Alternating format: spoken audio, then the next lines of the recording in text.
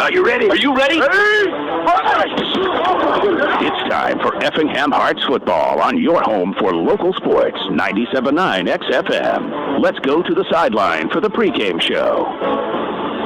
Good evening, everybody. It is a football Friday night, and this is the one some people have been waiting for all year long. Effingham at Mount Zion. I'm Greg Sapp, Dustin White alongside C.J. Schmitz here to video all this activity. Of course, Caleb Moody back at the studios to make sure we do things right. So we're glad to be here and be a part of what should just be an exciting night of football. We are going to be starting a little bit after 7 o'clock. That's because of all the media here, and they need some accommodation. So it'll be a little bit after 7 for the kickoff, which is why we're a couple of minutes later taking the air. But good evening again, and welcome to what should just be a slam-bang night. Dustin, I hope this is as good as I think it's going to be. Well, it's a couple of undefeated teams going at it. The Apollo Conference Championship on the line tonight. State ranked in 4A, both of these teams right next to each other, in fact, in that in those rankings, and it's certainly caught the notice of not only the fans, as both sides of the bleachers here at Mount Zion High School are filled up, but a lot of media presence here tonight. I think a few folks across the area are interested to know how this game turns out. Both these teams, the Mount Zion Braves, the Effingham Hearts, are 7-0. So this is the battle to find out who gets to be undefeated going into Week 9, but also who wins the Apollo Conference. The Apollo Conference, and then looking even further down the line, the playoffs are a couple weeks away, and every win matters as far as your seedings and what kind of favorable matchups you get and maybe where you get to play in the first week of the playoffs. So anything you could think of that's at stake in a game like this, it is, and so there's a lot to play for, and the scene fits the importance of the game here tonight. Mount Zion's a beautiful complex, and I need to admit that they have made the accommodations for us much better than it's been in years past. We have a big, new visiting bleacher set up, and they have places for tables and chairs, and we're still outside, but we have a great venue. CJ's in good shape to videotape the game, so thanks, Mount Zion, for stepping it up. And, it's good football weather tonight. The players should also have no complaints about it, as, it's a cool night. They're not going to get overheated out there, but it's not freezing cold either. Right. So really just as far as high school football goes, you couldn't really draw it up a whole lot better than we've got it here tonight in Mount Zion. I talked about the facility for us. Selfishly, I was thinking about us, but they have an all-turf or a turf field here, an all-weather field, all-weather track. Of course, they have the big, huge sports complex across the field, and that works for lots of sports, big scoreboard, video board. I mean, it's pretty snazzy. Yeah, it's and if you're a player out there and you're looking around at this scene, it makes you feel like it's a big time type of thing, right? Like it's not something you get everywhere you go. So you soak in these moments if you're out there on the field suiting up for a game like this. It's going to be a lot of fun. Let's take a quick break. We'll be back with more. Again, it's Effingham at Mount Zion. The Apollo Conference Championship game is what this comes down to. More on the way in a minute on 97.9 XFM. Visit us 24/7 at danheck.com and check out the specials we have going on right now. No one will sell you a new Chevrolet or Toyota for less. Let us prove it to you. See you today at Dan Heck Chevrolet Toyota, South Route 45 in Effingham. Effingham Express Care is there for all your urgent care needs. They're open 7 days a week and no appointment is needed for all injuries and illnesses. Plus, they have on-site x-ray. And they accept all major insurance and offer a self-pay discount. For more information, visit centralillinoisurgentcare.com. This is the Dan Heck Chevrolet Toyota pregame show. Dan Heck Chevrolet Toyota, your complete transportation headquarters since 1958. Back at Mount Zion High School, getting ready for Effingham at Mount Zion. Both these teams, again, 7-0 on the season. They have played, obviously, common opponents in the conference season, but a couple of other teams in the earlier part of the season. And the one barometer I'm using, and I'm probably leaning on it way too much, Dustin, is the game against Taylorville. 2 weeks ago, Mount Zion played Taylorville, and they beat Taylorville. at Mount Zion. The Hearts last week went to Taylorville and beat Taylorville and put a whooping on them. They did, and you look at their schedules, you look at the number of points and points scored and points allowed for both Mount Zion and Effingham, very similar. Effingham beat Taylorville a little worse than Mount Zion beat Taylorville, and then Charleston gave Effingham a little more trouble than they gave Mount Zion. Other than that, everything, you look at the games against other common Apollo Conference opponents, and the final scores were pretty similar. So you really just get the feeling that there's not a whole lot separating these two teams, and you look at the records, like I said, you look at their rankings. Mount Zion one spot above Effingham in the Class 4A top 10 poll. There's just there's nothing that you can look at and say, yeah, this is definitely the reason that I think Team A is better than Team B. That doesn't seem to exist, and so that's what makes a game like this all the more important, because you just go out there and settle it on the field. Home field advantage is always something you think about, but the Hearts have won here the last 2 or 3 times. Yeah, 2 out of their last 3 trips to Mount Zion, Effingham has come away with a victory, and that's not something you always used to be able to say. There were long stretches where Effingham hadn't won a game at Mount Zion. But in recent years, this rivalry has been a little kinder to the Hearts, and that's partially because Effingham has had some pretty good teams in the last 2 or 3 seasons. So you factor that in, but really, Mount Zion won the conference last 3 years ago. Taylorville won it last year, the Hearts won it the year before, and Mount Zion won it the year before.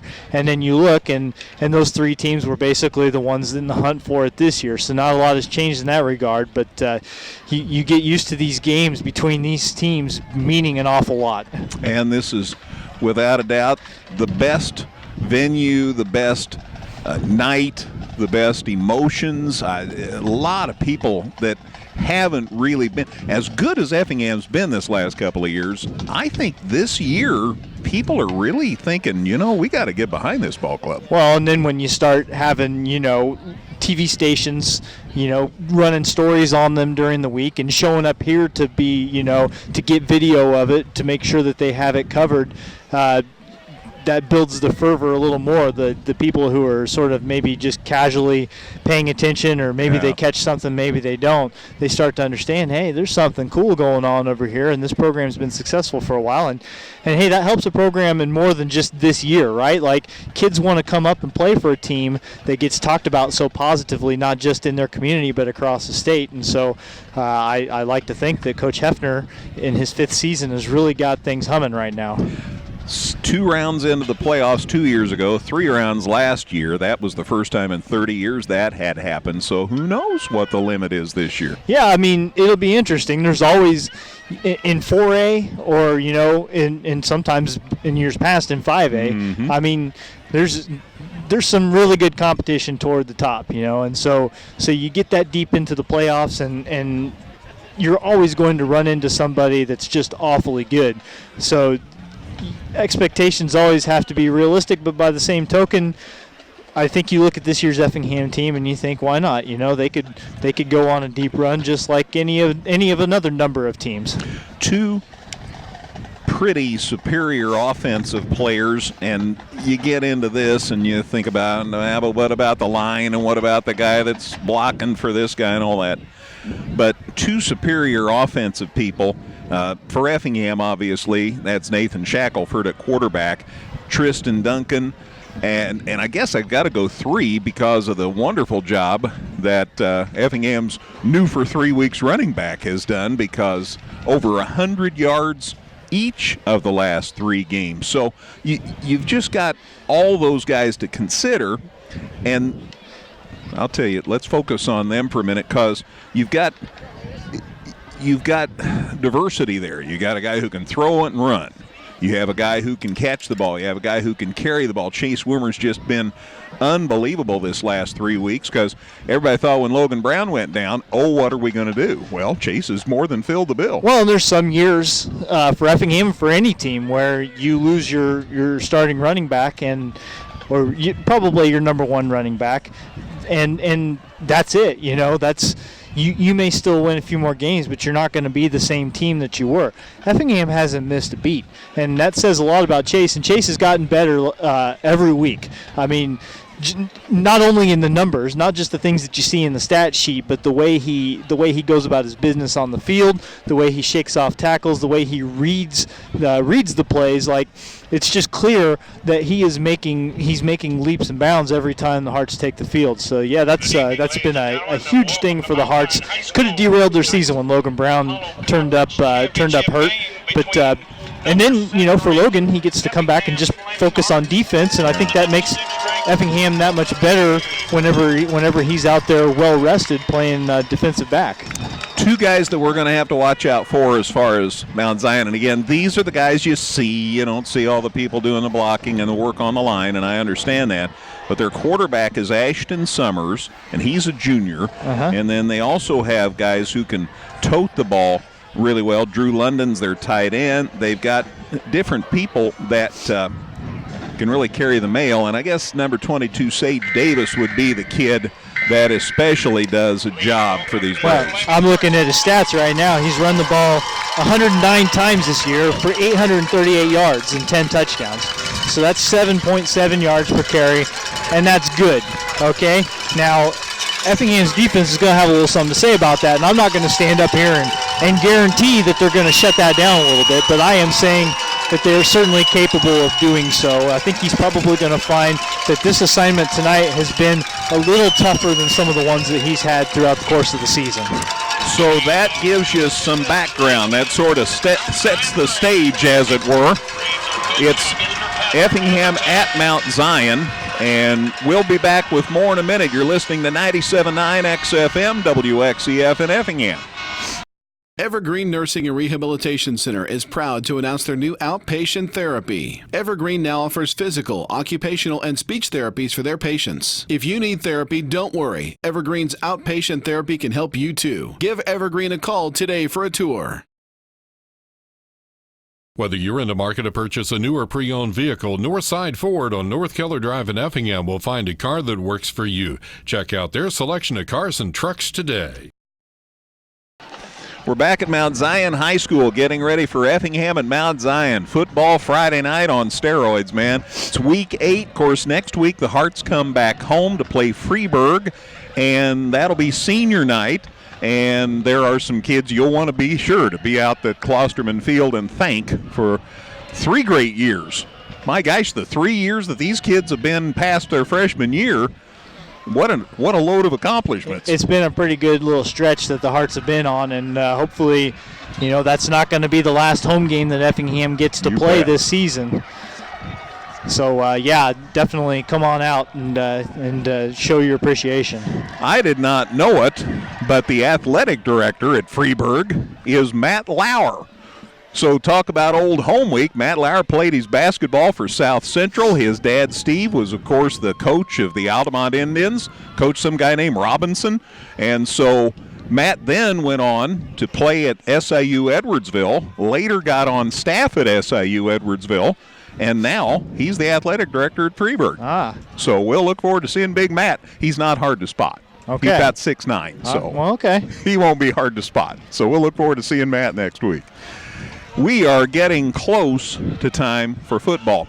If you're Coach Hefner, what are you telling your kids?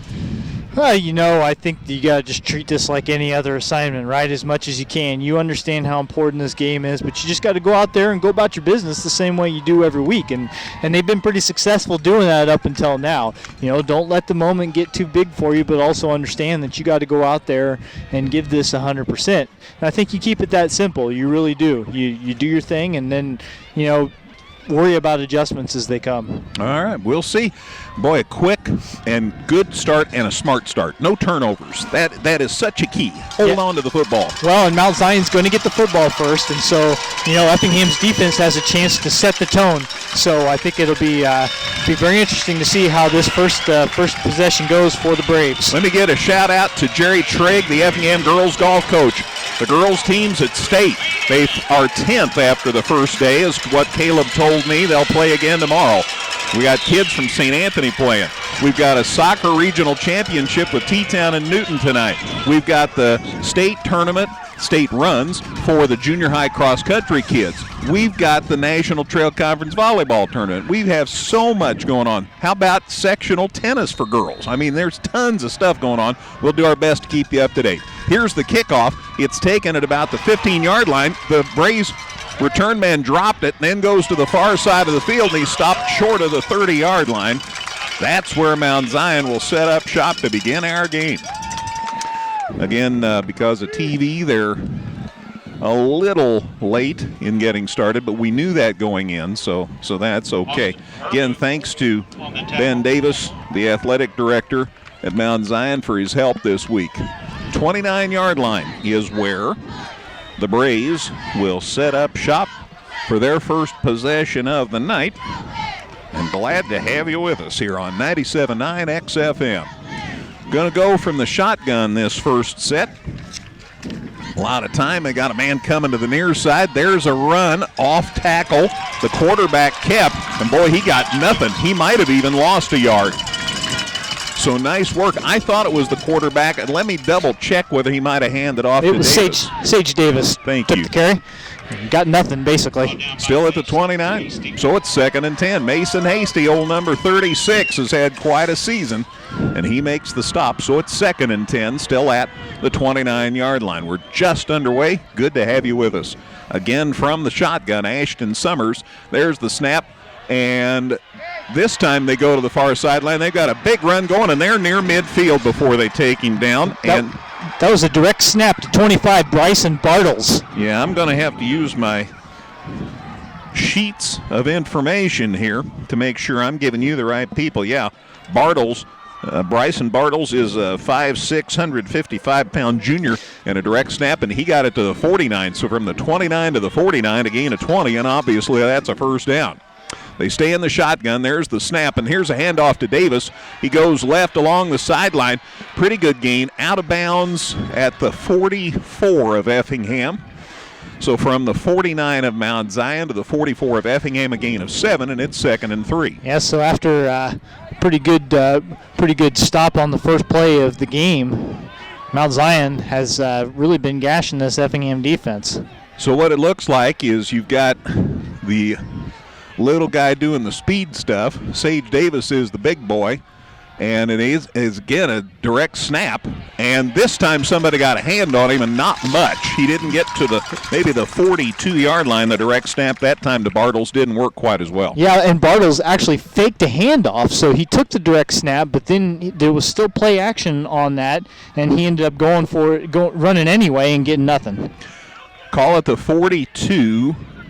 So a gain of 2, and that'll make it 3rd and about 1.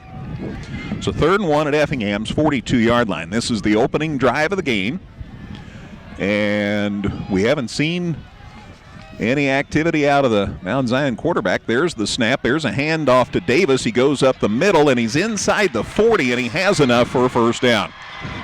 He went off left to center, and they'll spot it at Effingham's 37-yard line, so a gain of 5, and that's plenty enough for a first down.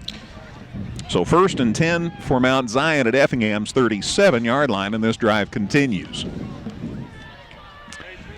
Both these teams undefeated. Both are 7-0 coming into this action.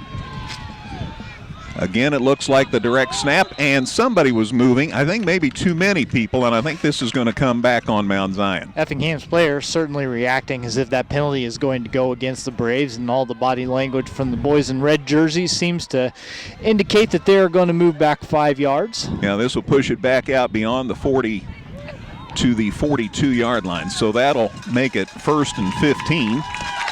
9:54 to go in the first quarter. We're just underway here at Mount Zion. Cold night, thankfully not too windy, and dry. That's really good news. 1st and 15 now for the Braves. And Ashton Summers, the quarterback, is in the quarterback spot. They bring the man in motion, and there is a handoff, but it's up the middle, and the running back gets it inside the 40.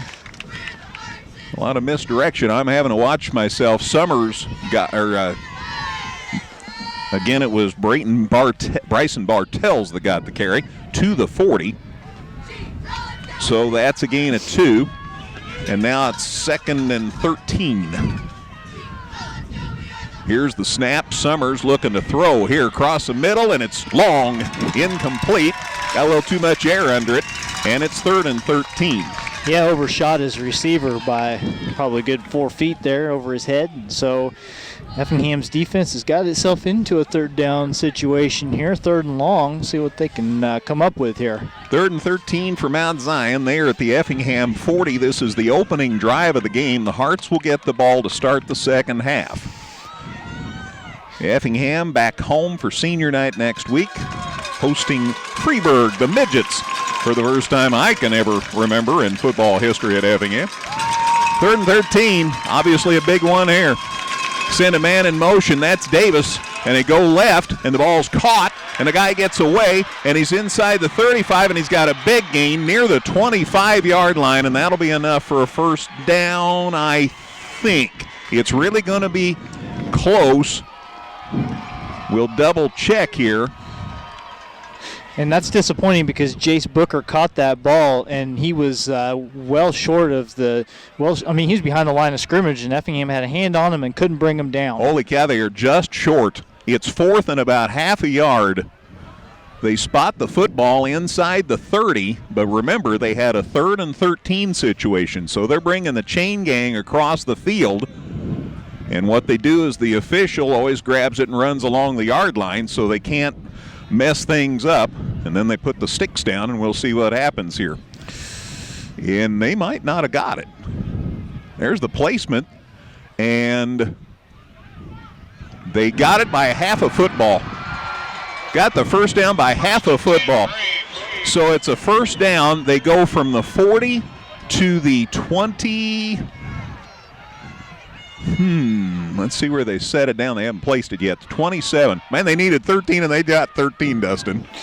That's disappointing. Like I said, Jace Booker, the guy who caught the ball, had a long way to go after the catch. And there were Effingham players with a hand on him, but nobody was able to bring him down. And so this drive continues. I will say that the Hearts have had teams knock on the door before this year, and they found a way to shut them down. We'll see what happens here. Man in motion. They hand it off to Davis up the middle. Sage Davis, boy, he's a big lad. He gets it near the inside the 20. Well, let me double check. Close to the 20. They'll set it down at the 22. 21-yard line. So from the 27 to the 21, a gain of 6. And it's 2nd and 4. Yeah, big 6'1", 225 pounds, and Davis just bowled his way through for that half a dozen yards there. 8:09 to go, opening quarter. This is the opening drive of the game. There's the snap. Davis again up the gut. Boy, had a big hole, and he's gone. Touchdown, Mount Zion. Boy, somebody on the line threw a great block, and he had a hole big enough to drive a truck through. Sage Davis takes it to the house. A run of 21 yards, and it's 6-0 Mount Zion. The score comes with 7:58 left in the first quarter. They're going to kick for one. Summers, the quarterback, will hold. And the Braves will try to tack on one more here. Their kicker's Jonathan Oliger, old number 10. Soccer-style kicker. Here's the snap, the placement, the kick's up. It looks good to me. The officials agree, and it's 7-0 Mount Zion. So the Braves score their first possession. 7:58 left in the first quarter. It's Mount Zion 7. The Hearts coming to bat here on 97.9 XFM.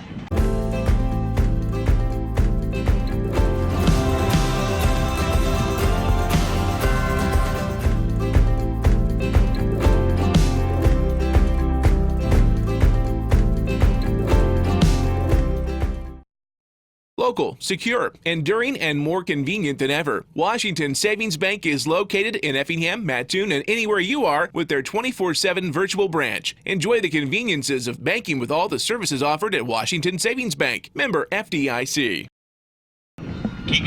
Serious drive put together by the Braves, their first possession. 10 plays, 71 yards, took 4:02, highlighted by Sage Davis's 21-yard run. The kick by Oliger was good, and it's 7-0 Braves out of the gate. Yeah, Davis had 40 rushing yards on that opening drive, half of them coming on the touchdown scoring play, and so Hearts find themselves in a hole. Defense, or the offense rather, is going to have to come out and answer. Oliger's going to kick off. Cold but still night here at Mount Zion. See how the kickoff goes. This is the Hearts' first time to touch the ball tonight. It is taken by the Hearts at about the 10. Coming up the middle, got a good return going. He's out across the 20 near the 30 before they take him down. Nice return by Effingham and a late flag. And that's probably good news for Effingham. It's a good return for Chase Woomer, and yeah, let's hope that there was something wrong with the hit put on Woomer toward the end. Yeah, it's a personal foul against Mount Zion, so tack on some more to the end. So the return is to the 30, Dustin. He took it about the 10, returned to the 30, and now it's going to be 15 additional yards. And this is going to put the Hearts in really good shape here for their first possession. Yeah, if you're on Mount Zion's coaching staff, the last thing you want to see is a good return followed by a gift of 15 yards, giving Effingham a short field when they're looking to answer an opening score. Fisher was right there looking at the play. So first down and 10 for the Hearts, and they'll take it at their 46-yard line. So the return was to the 31, and then the 15-yard penalty, and Hearts get it first and 10 at their 46, and that's pretty good field position for their first possession of the night. Nathan Shackelford up under center on first down. Hearts start in the I. There's the snap. Handoff to Chase Woomer. No surprise there, and he dives forward and gets maybe a yard. They'll spot it at the 47, a gain of 1. It'll be 2nd and 9. And not a ton of room for Chase on that opening carry. Brought down by Davis. First quarter, 7.5 to go. It's 7-0 Mount Zion. They went 70-some yards their first possession and scored. Both these teams 7-0 on the season. They played pretty much the same schedules, pretty much the same results. Let's see what happens on 2nd and 9 for the Hearts at their 47. Shack again up under center. There's the handoff coming to the near side. This time is Woomer, and boy, Mount Zion played that well, and he might have got a half-yard loss. Yeah, he got somebody got a hand on him as he was going to the left side of the line, and it slowed him down just enough for some more defensive players to converge on him and bring him down right there at the line of scrimmage. So it's 3rd and 9. And the Hearts, I'm pretty sure, are going to be throwing right here. Well, and Tristan Duncan, we didn't mention it in the open, but just 2 more catches he needs to equal the career receptions record at Effingham. He's probably going to be an early target here. There's the snap. Shack's going to keep, and there's nowhere to go, and he got about a yard, and the ball's loose, and Mount Zion picked it up, but they say the play was dead, and it'll be 4th down. Boy, Mount Zion grabbed that ball, and they were headed off to the races, but it is spotted as no gain at the 47, and it's 4th and 9. And the Hearts will have to kick it away. Boy, they got great field position, couldn't do anything with it. Got into a throwing down and decided to go a little against the grain, see if they could catch him off guard with a quarterback design run, and Mount Zion was having none of it. They were all over it, so Dawson Witten going to try to pin him deep. So the Hearts got 1 yard in that first possession of the night. Big punt out of Witten would sure help. There's the snap, there's the kick, and he did a pretty good job. Hits at the 25, and a huge bounce for Effingham, and it's going to land inside the 5. The Hearts have it surrounded. It's on the 2-yard line, maybe the 1. What a great job by Dawson Witten. Yeah, got it out. There was a little pressure in the backfield on the kick, but he got it away, and it had a low trajectory, so there wasn't much of a chance. Low trajectory and then off to the side of the field a little bit, so the return man was not able to go get it. 52-yard punt. How about that? From the Hearts 47 to Mount Zion's 1. So the Braves have it 1st and 10 at their 1. Boy, now you've got to make a big defensive series here. 7-0 Mount Zion. Each team's had the ball once. Mount Zion scored. The Hearts were 3 and out. But a great punt by Witten has put the Braves at their 1. 5:39 left in the first quarter to start this drive. Mount Zion looking to throw out of the end zone. They go deep. It's 1 man on 1 man, and it is caught out there by the Braves at about the 40-yard line. That was an amazing catch by Cahey right there, number 20, Christian Cahey. I mean, he had Effingham's defender all over him. Parker Wolf was all over him, and he still just went up and pulled that one down. Yeah, Wolf did everything he could do. Everything he could possibly do. Cahey just made an amazing grab. It's at the 44. That's a gain of 43 yards. I guess that's how you take care of 1st and 10 at your 1. What a heck of a catch. So 1st and 10 for the Braves at their 44. They lead at 7-0 here in the early going. Summers from the shotgun. There's the snap. Here's the handoff. And what a stop by Herbeth. Holy cow. He was ready that time. Sage Davis got the handoff, and Herbeth hit him before he had the ball tucked in. It will be placed at the 42, and that's a loss of a yard. 2 yards, in fact. So back with that loss of 2, and it's 2nd and 12. Boy, hit him just about midships, too. Well, that's what you need after a big play, is to sort of make sure that the opposition understands that you're still out there, still hitting hard. So Austin Herbeth, heck of a defensive play.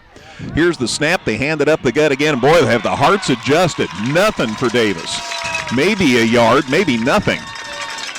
They tried to run it up the middle that time, and there was no room. Yeah, that's a couple straight runs that they've basically tried to go straight up the middle and haven't had a whole lot of results. So we'll see what kind of adjustment they make if they go back to the air here on a 3rd and long. Yeah, give them a gain of 1 to the 43, so it is 3rd and 12.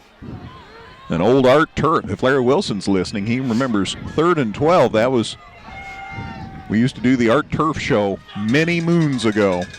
3rd and 12. Let's see what happens for Mount Zion in a 3rd and 12. Summers in the shotgun. There's the snap. Looking to throw. Here come the Hearts. He throws, but he got hit just about the time he let it go, and it's incomplete. And hello, 4th down. Yeah, Effingham, an effective blitz there, made him get rid of the football before he was ready to. And so after a big passing play, you were kind of afraid that the Effingham was going to squander that great field position that they'd forced Mount Zion back into, but they managed to get it to a punt situation here. Boy, nice adjustment by the Hearts defense after Mount Zion went down the field and scored on them. The Hearts post a 3-and-out here, you would suppose. As Mount Zion back in punt formation, that's Reagan Mason back to punt. And a long snap, and there's the punt. It's almost too high. He does get it kicked away, but it's not very deep, but it's going to take a Mount Zion bounce just like the Hearts got, and it ends up inside the 30. I mentioned the wrong guy. It was Braden Hiley that was the punter. Braden Hiley, number 9, not number 8, and it ends up inside the Hearts 30. They'll spot it at the 28. So from the 43 of Mount Zion to the 28 of Effingham is a punt of about 29. All right. So 1st and 10 for the Hearts at their 28-yard line. It's 7-0 Mount Zion. But boy, you feel better after that nice defensive stand. Fake the handoff. Throw out in the flats. Caught by Jet Gillum. Big gain. He's still inbounds. He's into Mount Zion territory before they shove him out. Tiptoeing along that sideline and gets a bunch of extra yardage on the end of that play. Good balance. Had a head of steam built up, and that's the kind of play this Effingham offense needed after a stagnant opening drive. Boy, there was a great fake, because it looked to the world like they were going to give it to Woomer, and instead Nate rolled out here to the near side and hit Jet Gillum for a big gain. It is across midfield, and here goes Woomer, and he's got it inside the 45-yard line. Line of scrimmage is the 49, Dustin. I never did tell you. I'm sorry. And the gain is to the 44, gain of 5, and it's 2nd and 5. So Woomer, that's his best gain so far here in the early going. So 2nd and 5 at the 44. 3:06 to go, opening quarter.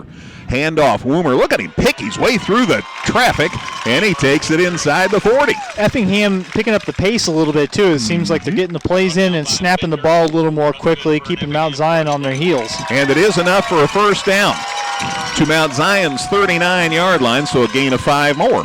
Hey, if they get 5 yards every time, it's going to be a pretty good deal. I mean, if you can run the ball that way, you'll typically succeed. And I think that's not breaking any new ground. 1st and 10 for the Hearts at the Mount Zion 39. There's a handoff to Woomer, high handoff, and he held on. Man, I got nervous there. It looked like he was having a little trouble securing it, so you're just glad that you get any positive yardage and the football remains in your possession on a play like that. Maybe got a yard, huh? Mm-hmm. Gain of 1 to the 38, so it's 2nd and 9. 7-0 Mount Zion, but the Hearts, after a great defensive stand, moving the football well. 2.5 to go opening quarter. It's 7-0 Mount Zion, but the Hearts are on the march. Shack up under center. There's the snap, handoff. Woomer goes right of center, and then turned it back up the middle, lost his footing, but still dove it inside the 35 to the 34.5. It's just inside the 35, so we'll give him 3. And it's 3rd and about 6. He was frustrated he didn't get more. Shack, there's the snap, fakes the handoff, rolling to the near side. Mount Zion's after him. Shack turns up the speed, runs into somebody on the sideline. Yeah, was it one of the coaches? I don't know, but there's a flag come in, and I wonder if it wasn't a late hit. He was going toward the sideline. For Effingham, you hope so. Man, Nate took a big shot there as he had to take off running, just didn't have anything down the field. And, yeah, it's a penalty against Mount Zion, so they're going to gift Effingham a first down here, I'm pretty sure. So the gains to the 34 is where the referee is. So that's not much of a gain. But, boy, if this is a personal foul, that's huge for Effingham. If you even gain 1 on there, no matter what the penalty is, it should be enough to move the chains. But, yeah, they're walking this thing off 15 yards or 10 yards. I don't know. Well, personal foul would be 15. Are they calling a hold? Not sure what the call is. A hold would be 10, and I think that's what he indicated. It's definitely a 10-yard penalty. And so it's a gain to the 23-yard line. So, yeah, gain to the 33 and 10-yard walk-off. First down for the Hearts regardless at Mount Zion's 23-yard line. So when it looked like the play might be over, the penalty steps in. Shack, handoff, and it's Woomer, and he dives inside the 20. Let's see how far inside.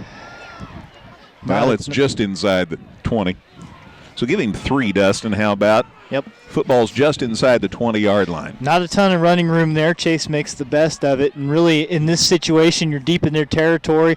3 yards per play will get it done because you're going to be going for it on 4th. And this is cold weather, so you wonder about, getting hit hard, hanging on to the football. Shack kept, goes left, big gain inside the 5, touchdown Effingham! Everybody was fooled. Play action to Chase Woomer. Everybody bid on it, including the statistics guy on the radio here. But Nate Shackelford keeps it, a 20-yard touchdown run, and the Hearts are an extra point away from knotting this thing up. Boy, Woomer was the man they gave the fake to, and instead Shack just kept it and takes it to the house. So a 20-yard touchdown run. It's 7-6, and Yvonne Angel in to try the extra point.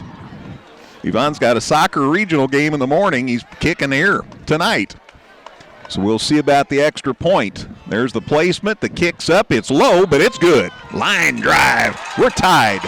Minute 4 to go. Opening quarter at Mount Zion. It's Effingham 7. Mount Zion 7 on 97.9 XFM.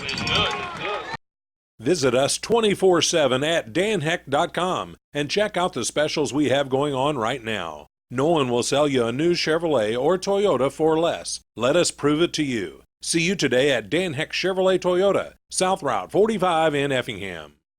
Effingham Express Care is there for all your urgent care needs. They're open 7 days a week and no appointment is needed for all injuries and illnesses. Plus, they have on-site x-ray. And they accept all major insurance and offer a self-pay discount. For more information, visit centralillinoisurgentcare.com.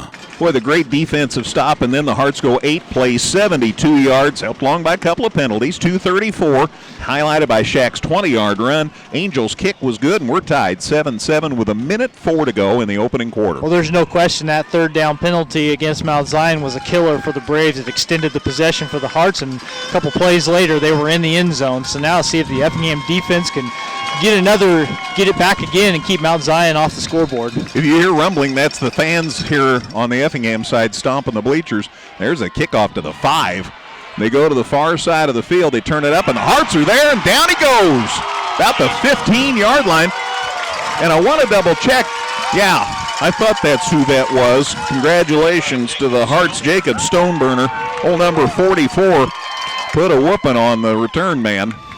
And it is out across the 15 to the 17 or 18 there. I'm going to wait until they sit it down. First and 10 Braves on their own. The officials are still chatting about where they're going to go after the game. Call it the 18. The ball was taken at about the 5, the return to the 18. So Mount Zion first and 10 at their own 18-yard line. Hearts have tied this thing 7-7. Just under a minute to go in the opening quarter, and it's getting fun here. Quarterback, there's the snap. He's looking to throw. Summers lets it go. The Hearts are there, and it's caught. And I think we've got pass interference to boot, and nobody can get the man, and he's going to go all the way for a touchdown. But I want to see what this flag's about. Well, I'm thinking that the penalty is probably going to be against Parker Wolf. We'll wait and see. But man, Booker caught that ball, or Cahey rather, caught that ball in traffic and then went all the way across the field and went into the end zone in the opposite corner. We'll have to wait and see. There was definitely some jostling for position between Cahey and Parker Wolf, and the Mount Zion players are... They're happy, aren't they? All right, so it's pass interference on Parker Wolf, but if you're looking at the play, had Parker not committed pass interference, I think they would have had a touchdown, so moot point. 82-yard touchdown catch, and just like that, Mount Zion has reclaimed the lead, and they are picking on that one-on-one coverage so far and getting the upper hand in it. So the pass play was good for 82 yards. Wow. Cahey has a good set of hands, gang.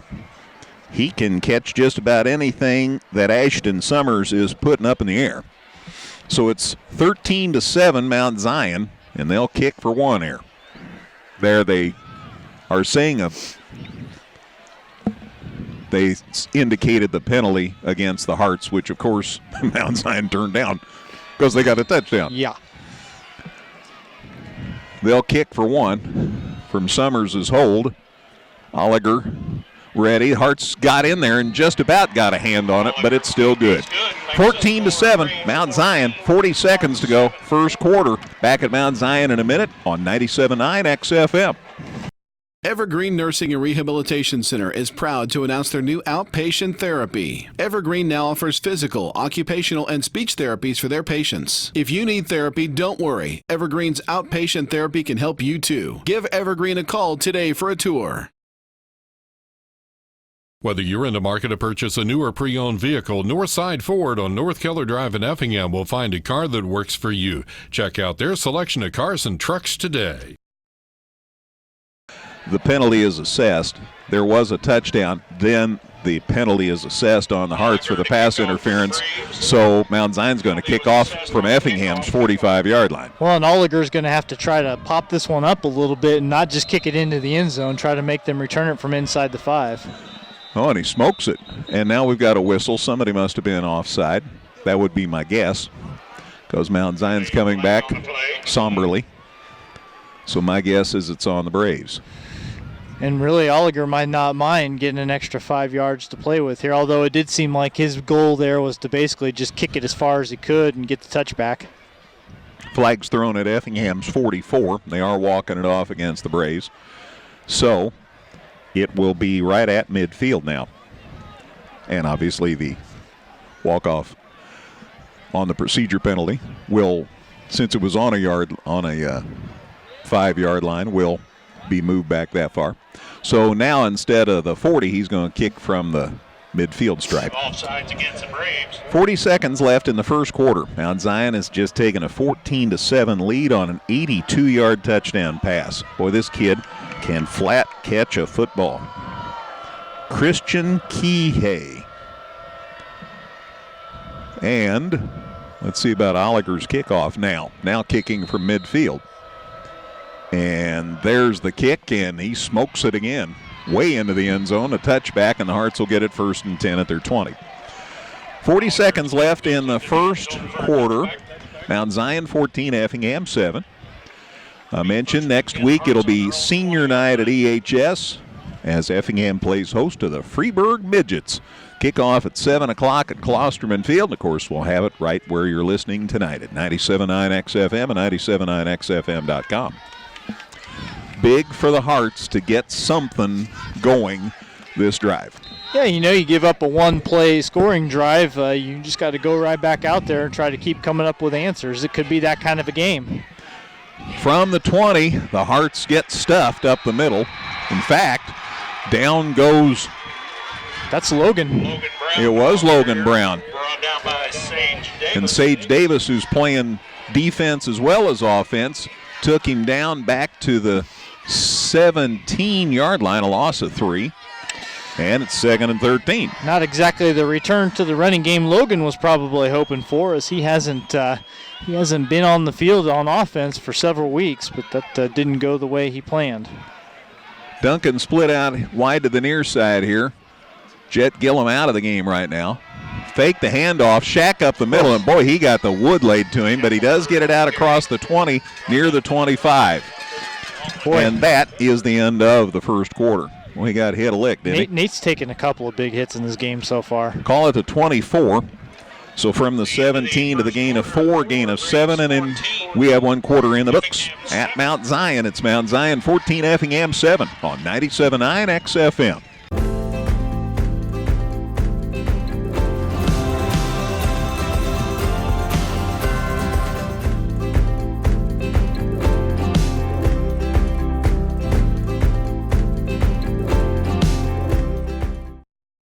Local, secure, enduring, and more convenient than ever. Washington Savings Bank is located in Effingham, Mattoon, and anywhere you are with their 24/7 virtual branch. Enjoy the conveniences of banking with all the services offered at Washington Savings Bank. Member FDIC. All right, we're ready for the second quarter of this big game of the year, as everybody's been billing it. Effingham and Mount Zion. Mount Zion in front 14-7 after a quarter here at Mount Zion.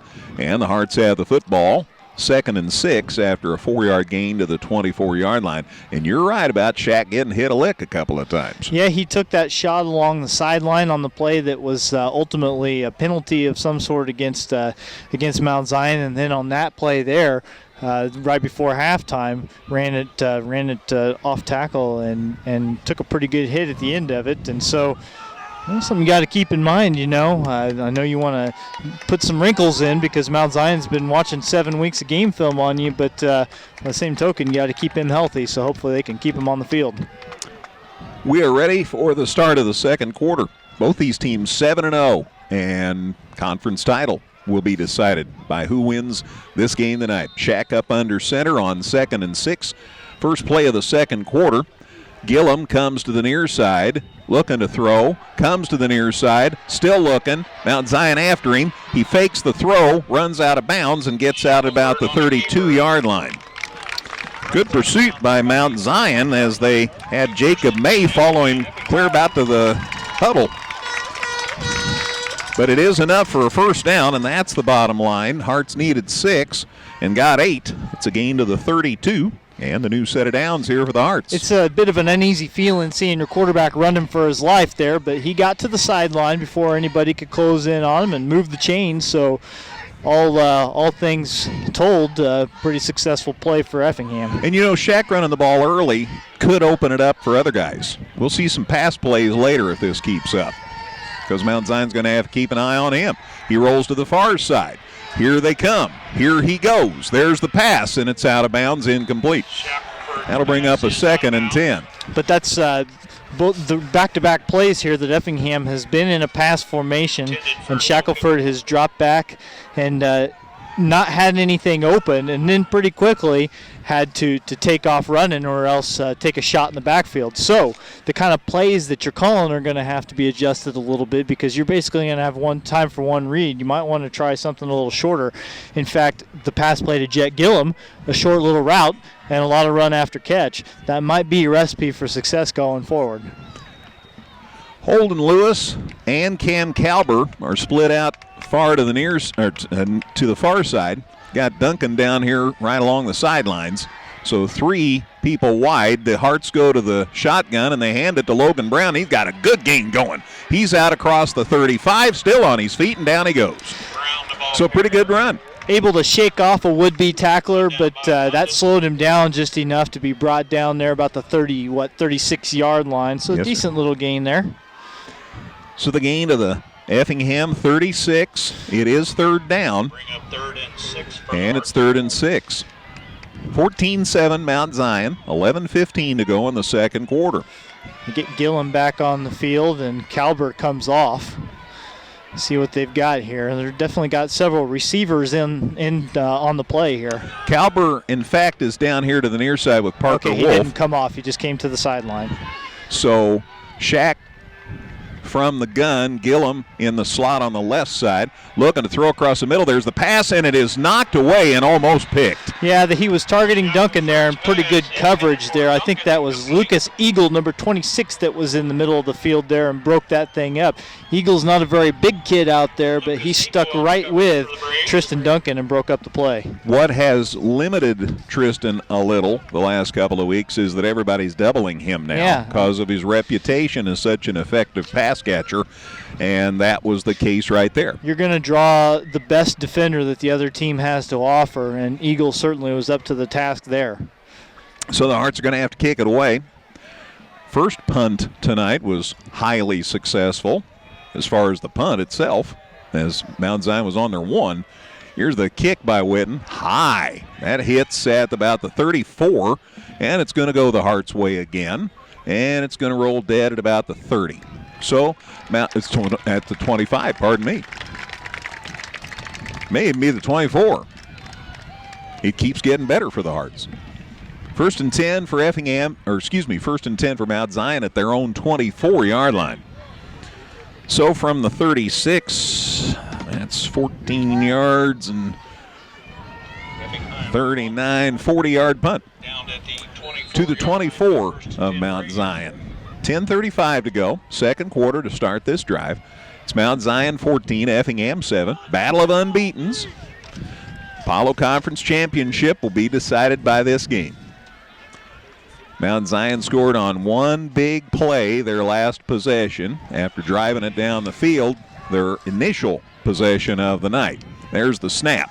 Looking to throw across the middle. It's caught. He's gone. It's about that simple. Logan Arndt dove for him, but there's no way. There's the catch and the touchdown. So again, a big play. That time Drew London. And he takes it from the 24. That's a 76-yard touchdown pass, and all of a sudden it's 20-7 Mount Zion. Well, the last 2 offensive plays the Braves have run have been very long touchdown plays, and Effingham's back is against the wall. So 20-7, still 10:24 to go in the second quarter. Hearts have to find a way to stop the big plays. Oliger will try the extra point. And with an opportunity to extend the lead here. There's the snap placement. Bad snap, but a good set, and the kick's up and good. Nice adjustment by the holder there, and the kick's good. And it's 21-7 Mount Zion. 10:24 to go in the second. Back in a minute on 97.9 XFM. Visit us 24/7 at danheck.com and check out the specials we have going on right now. No one will sell you a new Chevrolet or Toyota for less. Let us prove it to you. See you today at Dan Heck Chevrolet Toyota, South Route 45 in Effingham.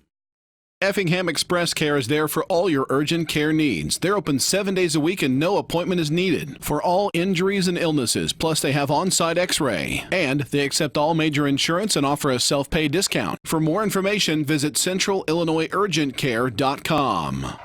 Quick strike offense being exhibited by Mount Zion. They threw for an 82-yard touchdown. Now they throw for a 76-yard touchdown. That took all of 11 seconds, and it's 21-7 Braves.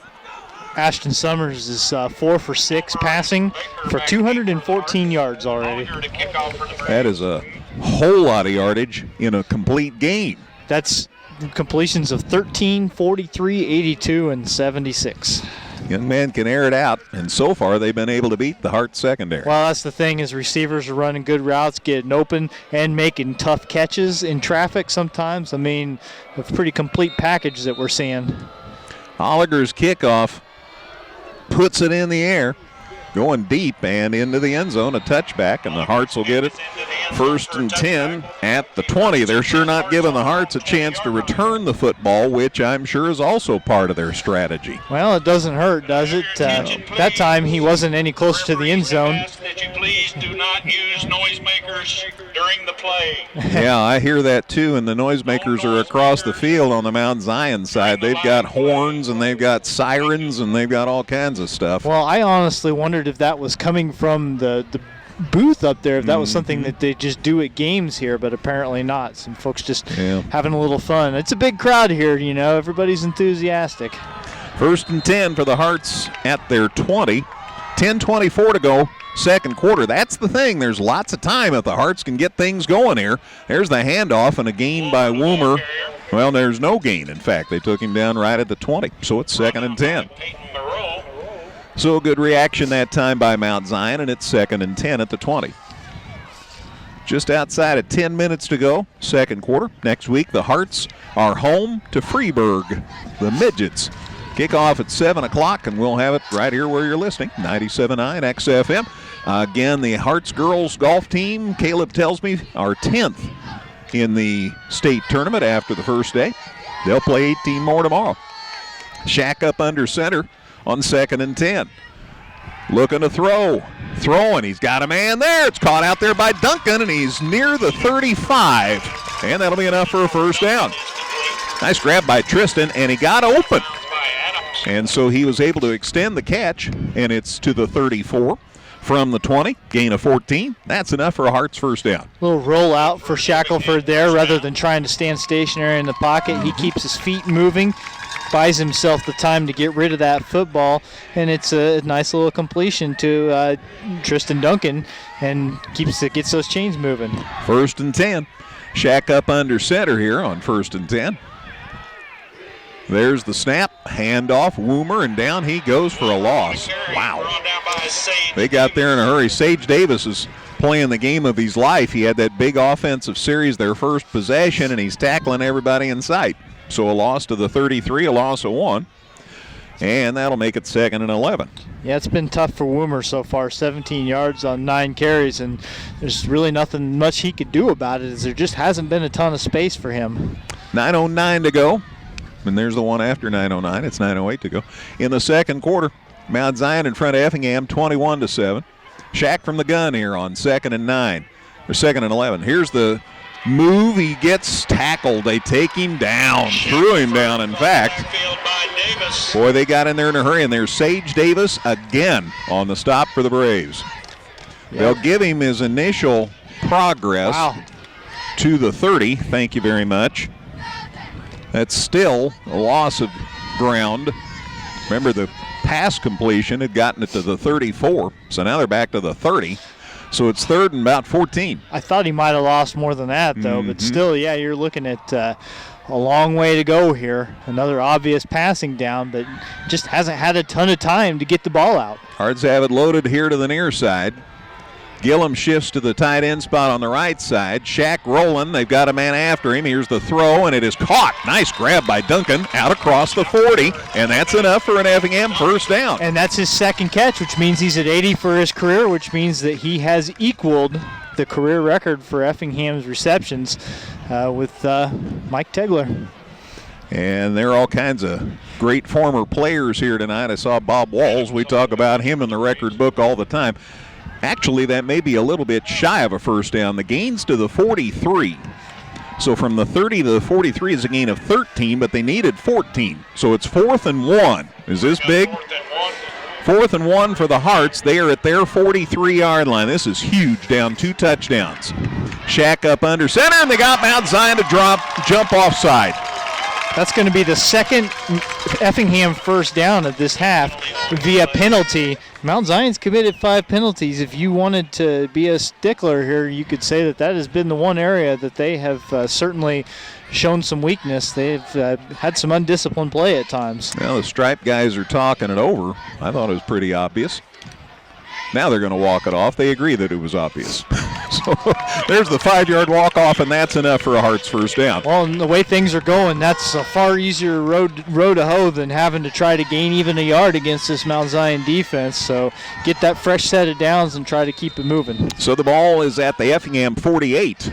1st and 10, Shack with the ball.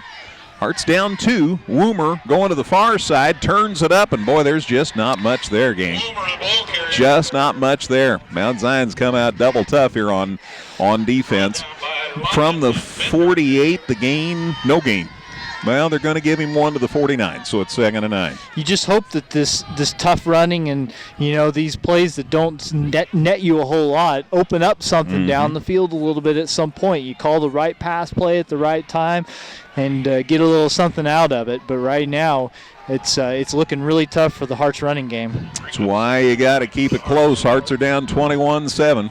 7:27 to go second quarter. Handoff up the gut. Look at the run by Logan Brown. Got it into Mount Zion territory. He's inside the 45-yard line. He took a pretty healthy shot at the end of that run. Comes down maybe a yard shy, maybe not even quite a yard shy of the first down. It's close. I tell you, at a certain time, size is a real equalizer.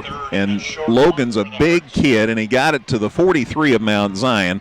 So from the 48 to the 43, that's a gain of 9, and it is 3rd and 1. 3rd and 1. They're going to go with Brown again. He's picking his way through, and it stopped him. Took him down. He stopped, and when he stopped, that gave Mount Zion time to get there and make the stop. Yeah, I think that they're basically going to give him, they gave him just a little bit. I think that a measurement may be in the offing here. It's still shy of the stick. It's 4th down and a half a yard, maybe less than that. It's just short of the 42-yard line there. And the Hearts are going to go for it down 2 here. They're into Mount Zion territory. At least go for a hard count again. Maybe call a timeout if you don't get them. Yeah, there it is, and all kinds of movement. And let's see what this is about. Well, this may be on Effingham. I'm afraid that Effingham had too many moving parts going there. That's going to be tough. So that'll make it 4th and 6, and that'll probably make them think more about a punt. But they are in Mount Zion territory, and the Hearts are down 2 scores. So let's see here. Procedure penalty walks it back 5 yards. So now it's 4th and 6th. At the 47 of Mount Zion, and the Hearts are going to kick it away. Yeah, Dawson Witten's going to come in and see if he can't pin him deep. That hasn't helped the last 2 possessions. Field position hasn't really been a concern for Mount Zion, but you got to keep trying if you're Effingham in this situation. They've got a man back about the 10 just in case it comes up short, and now we've got time taken by Effingham. So the Hearts want to talk it over. 5:53 to go, second quarter at Mount Zion. It's Mount Zion 21, Effingham 7 here on 97.9 XFM. Evergreen Nursing and Rehabilitation Center is proud to announce their new outpatient therapy. Evergreen now offers physical, occupational, and speech therapies for their patients. If you need therapy, don't worry. Evergreen's outpatient therapy can help you too. Give Evergreen a call today for a tour. Whether you're in the market to purchase a new or pre-owned vehicle, Northside Ford on North Keller Drive in Effingham will find a car that works for you. Check out their selection of cars and trucks today. Hearts broke the huddle. They called the timeout, and they broke the huddle pretty quickly, so we obviously don't want to miss this. It could be maybe just a case of wrong personnel being out there, somebody, but Dawson Witten still out there as the punter. See what they have here. The ball is at Mount Zion's 47. It's 4th and 6 for Effingham. And let's see what the Hearts are up to here. Probably a straight punt, and there is the snap, and there's the kick, and he got it away, and it hits at the 21, and the Hearts are going to get a little bit more yardage. It'll roll dead at the 16. So, pretty decent punt. It'll be 1st and 10, Braves inside their 20 again, and maybe this is the time, Dustin, that'll pay off. You just have to hope so, but like we said, touchdown passes of 82 and 76 yards on their last 2 plays. They're feeling confident, and I would not be the least bit surprised to see Mount Zion go right back to the air here. Got an equipment man. One of the officials needed a drink. And I guess we're just getting a water break. You know, people think about it's hot and you get thirsty. But, you know, when you're working hard, even if it's cold, you get thirsty. And you got to keep your fluid levels up. And so they brought a water bottle out, and all the officials take a swig. And actually, they shoot the water in your mouth. We don't swig anymore, do we? They shoot the more water sanitary. Yes. So CJ's over here, Mr. Distance Man. I'm surrounded. CJ and Dustin, they both run about 1,000 miles a month, so they know all about that stuff. Me, I watch people run about 1,000 miles a month. 21-7 Mount Zion. 5:42 to go, second quarter. Braves with the ball at their 16-yard line. Sure would be nice to get a stop this series. Ashton Summers is the Braves quarterback, sent a man in motion. Summers looking to throw. It's across the middle and through the hands of the intended receiver. That was Christian Kihei, and that came up empty. Kihei is what the PA man's saying, excuse me. Incomplete pass, stops the clock with 5:37 to go before the half. It's 2nd and 10. That's really been the only thing that has stopped the Mount Zion passing game, is when Summers has left him a little too high at times. He throws a good ball. It comes out on a line and hard, but he's been a little too tall for his receivers a few times. They got 3 guys split wide to the right. They're going to run up the middle, and the Heart's bouncing, and he might have not got back to the line of scrimmage. Nice defensive play that time as the Braves tried a run play, and the Hearts were having none of that. Yeah, they snapped it to Bartles, number 25, and he didn't have anywhere to go. He's had some success with plays like that, but not that time. No gain, so it's 3rd and 10. Actually, it's a smidge back farther, so it's 3rd and 10 and some. Just outside of 5 minutes to go, second quarter. Hearts are down 2 touchdowns. Man, they need a stop bad here. They do. They really do. And, get the ball back, maybe get some points on the board before halftime and get the ball first in the second half. That's your dream right now. Summers from the gun on 3rd and 10. There's the snap. He's looking to throw. There's the pass, and it's caught and dropped. And that was dropped, and give Logan Brown credit for knocking that ball loose. Yeah, Bryson Bartles got in there, caught the ball over the middle, but Logan Brown came in and got a hand on it, shook it free, and that's the stop that Effingham needed. So 4th down, you know they've got to kick it out of their territory deep near their end zone. So no fancy stuff here, you wouldn't suppose. Braden Hiley back to punt here for the Braves. Might bring a little heat if you're Effingham, see if you can't make him uncomfortable kicking this ball. Hiley is near the goal line getting this ball away. There's a high snap. He gets it and he punts it. And the Hearts are going to get decent field position as it now stays in bounds. I thought it was going to go out of bounds, and instead it stops near the Hearts' 40-yard line. So it turned out to be a great punt. So a punt from just about the 5. Line of scrimmage, of course, was the 16.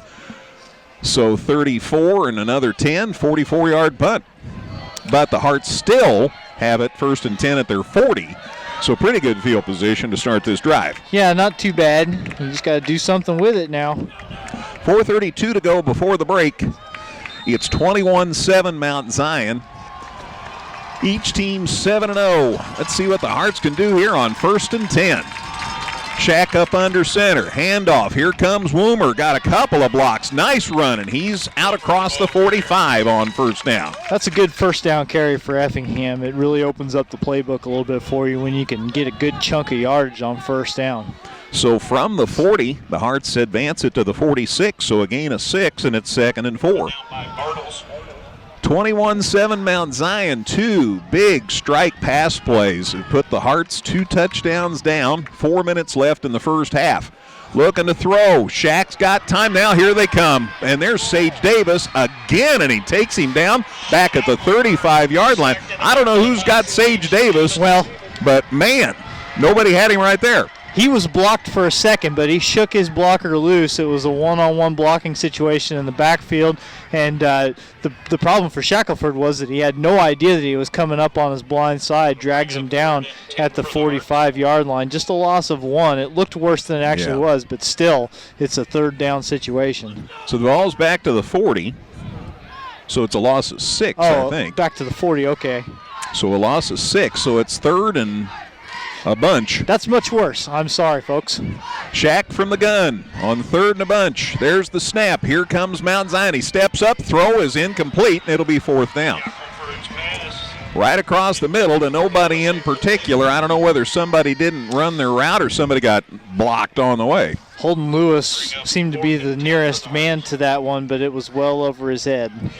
So fourth down, and the Hearts send out Witten. And that's a little disappointing after the defense gets a stop that the offense can't click there. But, boy, I'm telling you, they've got to have a little more time. It's been tough in the passing game. There just hasn't been any time. And now you're giving Mount Zion the ball back. Still going to have 3 minutes to work with here before halftime. It would be devastating to get another score. Let's see what happens. Witten hits it high kick, and it comes back Mount Zion's way. Nice job of fielding out there. I think that's grabbed by Weymouth. It'll be inside Mount Zion's 35-yard line at the 32. So the punt from the 41 to the 32, about a 27-yard punt. First and 10 for the Braves at their 32. The drive will start with 3:02 left in the second quarter. Hearts home to Freeburg next Friday night, senior night. Hope you'll be out there and congratulate these Hearts on another wonderful season. Hearts jump. That's going to come this way. Hearts on end, and that was, I think, our punter. After he just kicked a nice punt, Dawson Witten, I think, jumped. So that's 5 yards, and it's out across the 35 at the 37, and it'll be first and 5. Effingham's third penalty of the half. Mount Zion hasn't needed much help. No. So first and 5 now at the 37. 3:02 left before halftime. Summers in the shotgun. There's the snap. There's the handoff, and that's Sage Davis, and he's still on his feet, but now he isn't. He does get out across the 40, so a decent gain. It's going to be close to a first down here. And Witten, nice job of coming back, and he was in on that stop along with Mason Hasty. A gain to the 42. They only needed 5, so gain of 5, and they needed 5, and it's first down. That was first and 5, so the run is sufficient to gain the Braves a first down at their 42. Summers stays in the gun here on first and 10, and now he stops and takes a look at the sideline. And you judge which of those signals was the right one. Summers gets the snap away, hands it to Davis, and he's still on his feet. He's got a big gain going. Somebody's got to catch him, and nobody's going to. Another touchdown for the Braves. Sage Davis takes it to the house. Touchdown, Sage Davis. 58 yards for the score. And just like that, it's 27-7 Mount Zion. Boy, they are big and they're quick. That's a tough combination. 27-7 Mount Zion. Score comes with 2:03 to go in the second quarter. Well, we'll see about the extra point try now. Yeah, I mean, listen, they're just dominating this game right now. Effingham a little short on answers for this Mount Zion offense as they're just coming at you with big play after big play. Oliger's kick, placement, kick, looks good to me. The officials agree. 28-7 Mount Zion. 3-score lead now with 2:03 to go in the second quarter. Back with a kickoff in a minute on 97.9 XFM.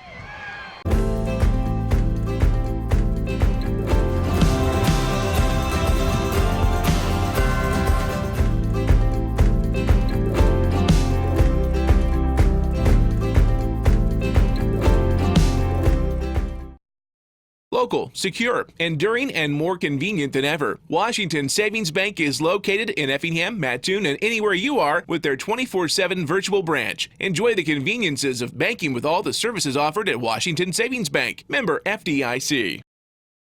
Sage Davis takes it 58 yards, just like that after the kick's good. Mount Zion 28, Effingham 7. We're still 2 minutes from halftime. Mount Zion's owning it here in the first half of this game. Here's the kick by Oliger, and he line drives it into the end zone, and it'll be a touchback to the 20 for Effingham. Braves have had big plays. They scored on an 82-yard pass play. They scored on a 76-yard pass play. They just scored on a 58-yard run by Sage Davis. Those are big plays. And so far, the Hearts haven't really shown any way to stop them. They're big and quick, and that's a bad combination. Yeah, I mean, it's tough to do. You can have the best game plan drawn up, but if the other team is just dominating you physically, what do? You go out there and you keep working, but so far the answers just haven't been there. Be huge to get a score before halftime. Let's see what happens here. Woomer coming to the near side. Chase still on his feet. Gets out near the 35-yard line. Good run on first down.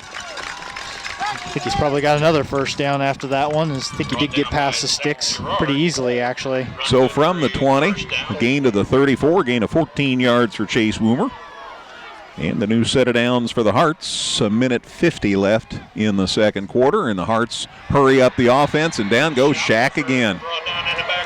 Boy, Mount Zion's blitz, and now they've got the room to do that now with a 3-touchdown lead, and there's the sack by Chad Beaton for a loss back to the, inside 27. The 30 to the 27-yard line, a loss of 8. So, second and a bundle. Fakes the pass. Here's a great catch by Cam Calber. He gets the wood laid to him, but he takes it out across the 45. Nice catch by Cam, and a nice run after the catch. And the Hearts have a first down at their 47-yard line, so a gain of 20 yards. Just a little slant route, a quick play, and they got a good gain out of it. Low snap, but Shaq corrals it. There's the pass. It's caught out in the flats by Lewis. Holden still on his feet. He's inside the 35. So this quick strike offense has turned it up a notch for the Hearts. Still a minute 7 to go before the half. Boy, it'd be big to get a score. Shaq calling out signals as he's improvising. Lines up Woomer beside him. There's the snap. Here comes Mount Zion. There's the pass. It's caught out there, I think, by Woomer. So they sent Chase. They lined him up alongside Shaq, ran him down the far sideline. Pass to Woomer is complete, and it is complete inside Mount Zion's 30. Let's see where they set it down at the 26. So another nice gain for the Hearts. And it's 2nd and 1. And we've got a whistle. And is it Mount Zion calling time? Yes, it's Mount Zion calling time. We have a timeout. So timeout Braves, 55 seconds left before halftime. And they didn't like that the Hearts were marching down the field, and they want to talk it over. So timeout Mount Zion. It's 28-7 Mount Zion. Back in a moment on 97.9 XFM. Visit us 24/7 at danheck.com and check out the specials we have going on right now. No one will sell you a new Chevrolet or Toyota for less. Let us prove it to you. See you today at Dan Heck Chevrolet Toyota, South Route 45 in Effingham.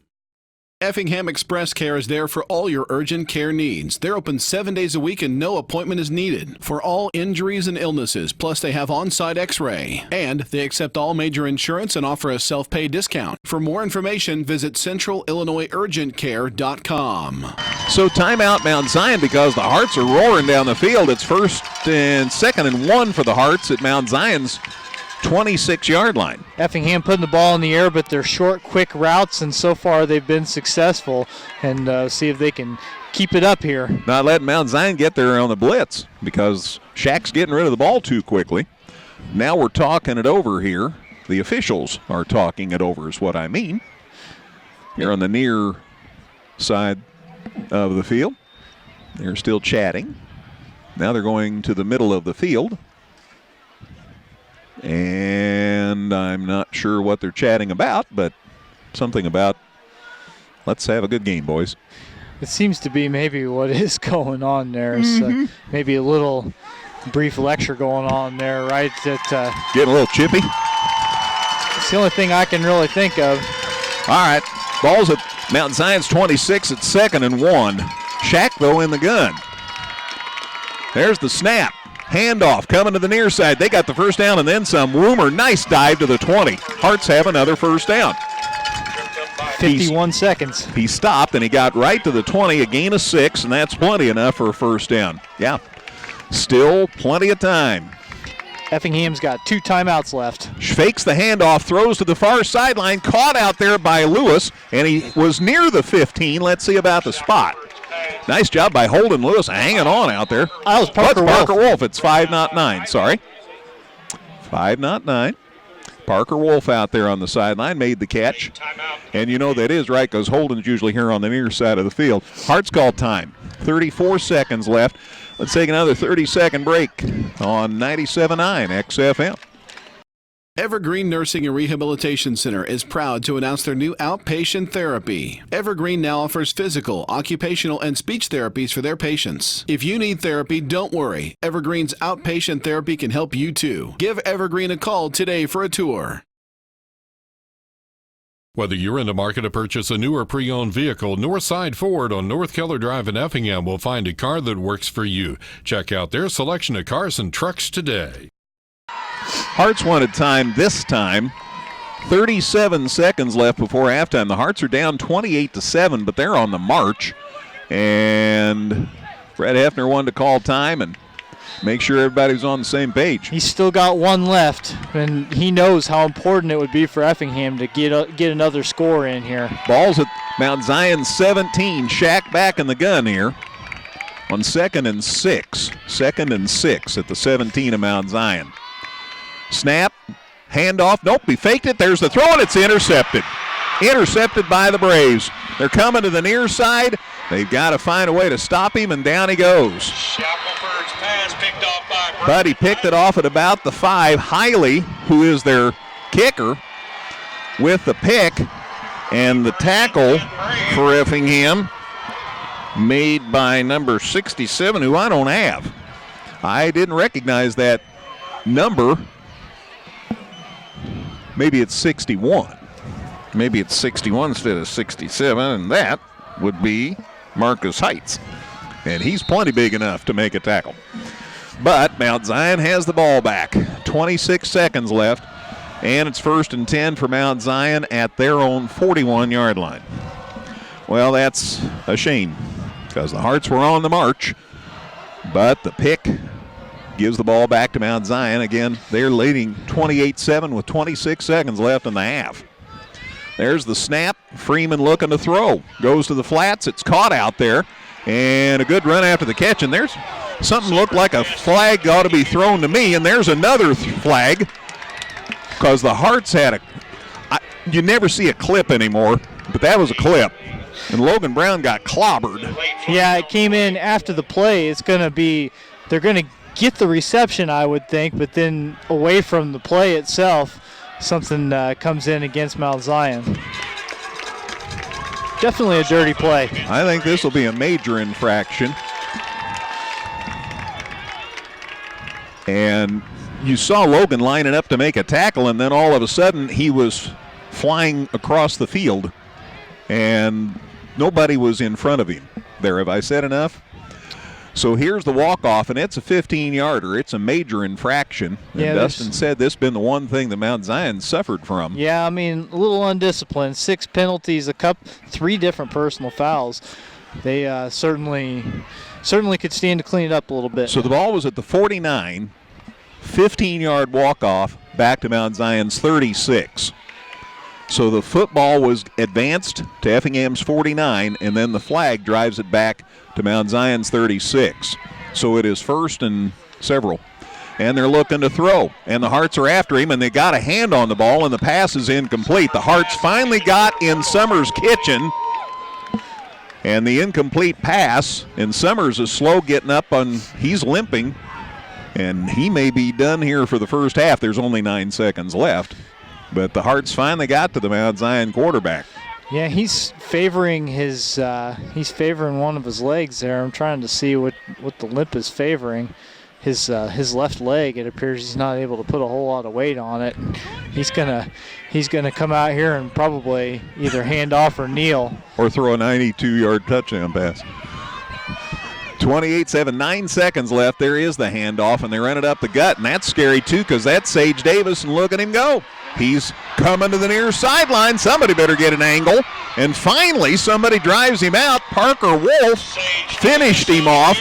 Gunnar Franklin slowed him down, and then Parker Wolf took him out, and thankfully the clock elapsed on that play, and we're at halftime. Sage Davis was inside the 15-yard line. Dustin, let's call it the 13 where he went out of bounds. For yardage, for statistics purposes.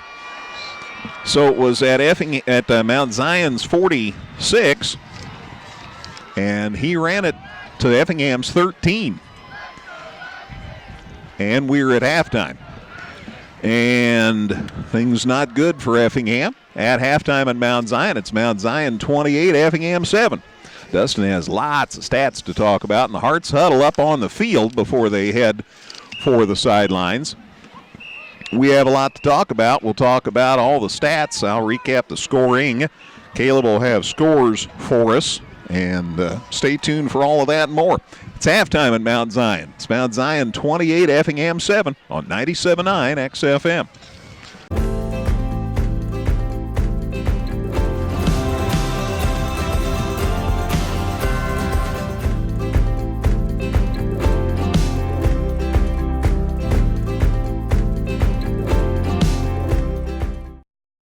Local, secure, enduring, and more convenient than ever. Washington Savings Bank is located in Effingham, Mattoon, and anywhere you are with their 24/7 virtual branch. Enjoy the conveniences of banking with all the services offered at Washington Savings Bank. Member FDIC.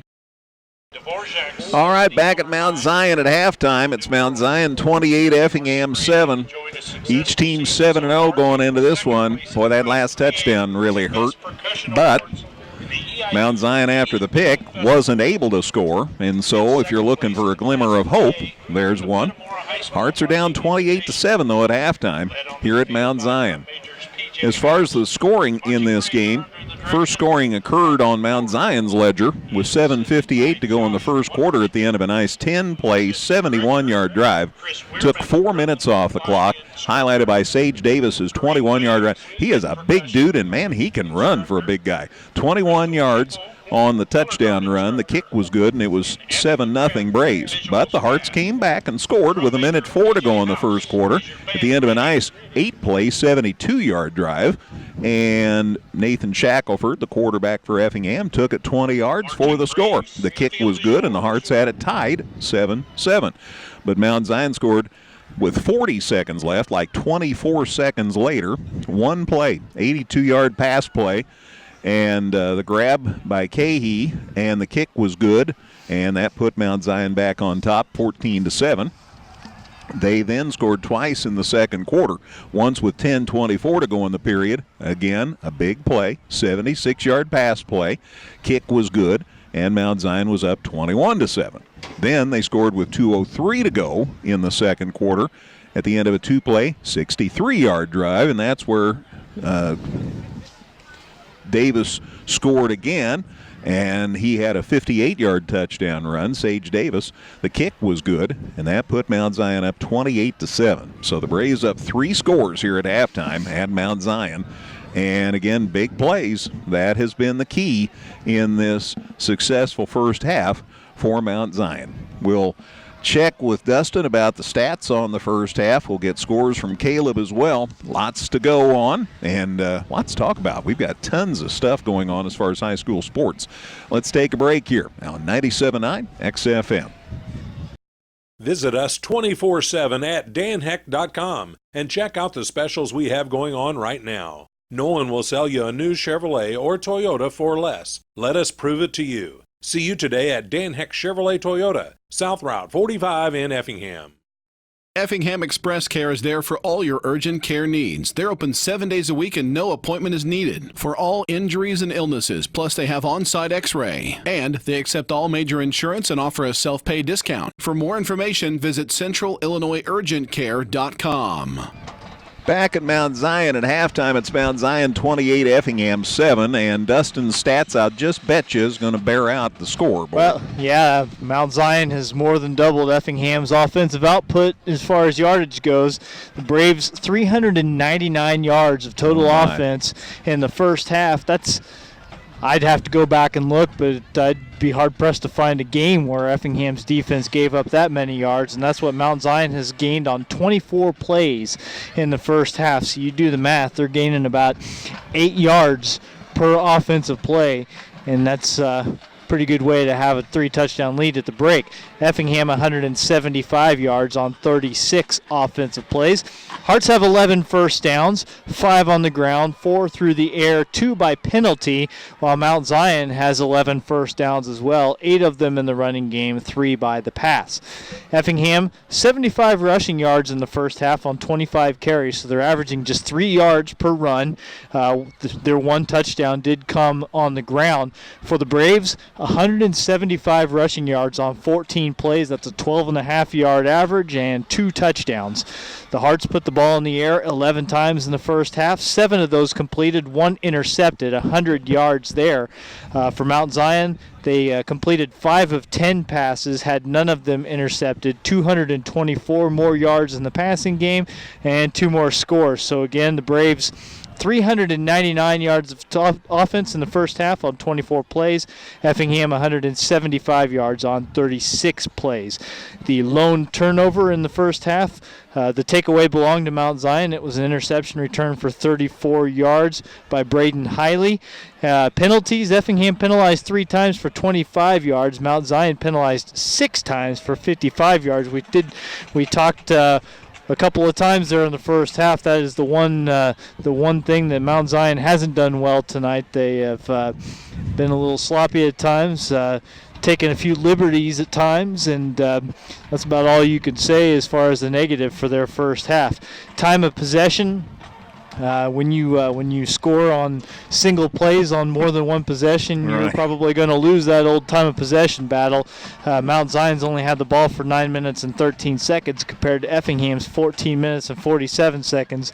And the Braves hardly care because they are up 28-7 at halftime. Yeah. Let's take a look at your individual statistics. Sage Davis, the Mount Zion running back, 153 yards on 10 carries, 2 touchdowns, runs of 58 and 21 yards. And Bryson Bartles, 22 yards on 4 carries. Those are the only 2 guys who have run the ball for Mount Zion. Ashton Summers has completed, again, 5 of 10 passes for 224 yards and 2 scores. His favorite target so far, Christian Cahey, who has 3 receptions for 135 yards, including an 82-yard touchdown catch. Drew London, his only reception was a 76-yard touchdown, and Jace Booker has 1 catch for 13 yards. So again, Ashton Summers, 224 passing yards on just 5 completions in that first half. Braden Hiley, he's punted a couple of times, a 37-yard average, and again had a 34-yard interception return. And I think that'll pretty much do it for the Mount Zion individual numbers. Let's take a look at Effingham. 44 rushing yards for Chase Woomer, and he's had to battle for them. 13 carries, 44 yards. Nate Shackelford, 21 yards on 8 carries, including a 20-yard touchdown run. He's had a couple of sacks thrown in there, so he's taken a couple of losses there. And then Logan Brown returning to the running game a bit for the Hearts. 10 yards on 4 carries, and that is those are 3 rushing 3 players for Effingham to take running plays in that first half. Shackelford, 7 of 11 passing it with an interception on 100 yards. He has found on his 7 completed passes 6 different receivers. Now, Tristan Duncan, 2 of those catches for 27 yards. And as we mentioned during the game, and as I will point out with a little more time to belabor the point, that equals the Effingham career receptions number at 80. He has 80 receptions. That ties Mike Tegler for the most receptions in Effingham history. And, of course, Tristan still has a full season and whatever we have left of this year to add on to that number. So he will eclipse that number and be the official record holder the next time he catches a pass. Hopefully tonight, and hopefully he'll get in the end zone at some point. But 2 catches for 27 yards for him. Jet Gillum had one catch for 23 yards. Cam Calber caught a 20-yarder. Holden Lewis an 18-yard catch. Chase Woomer had one reception for 9 yards, and Parker Wolf caught a pass for 3 yards. So again, a half a dozen different Effingham receivers getting in on the action. A lot of that on that last possession for Effingham that ultimately ended in an interception, but I think they had the right idea, you know, shorter drops, get the ball out quicker, and just, you know, try to do what you can to elude that Mount Zion pass rush.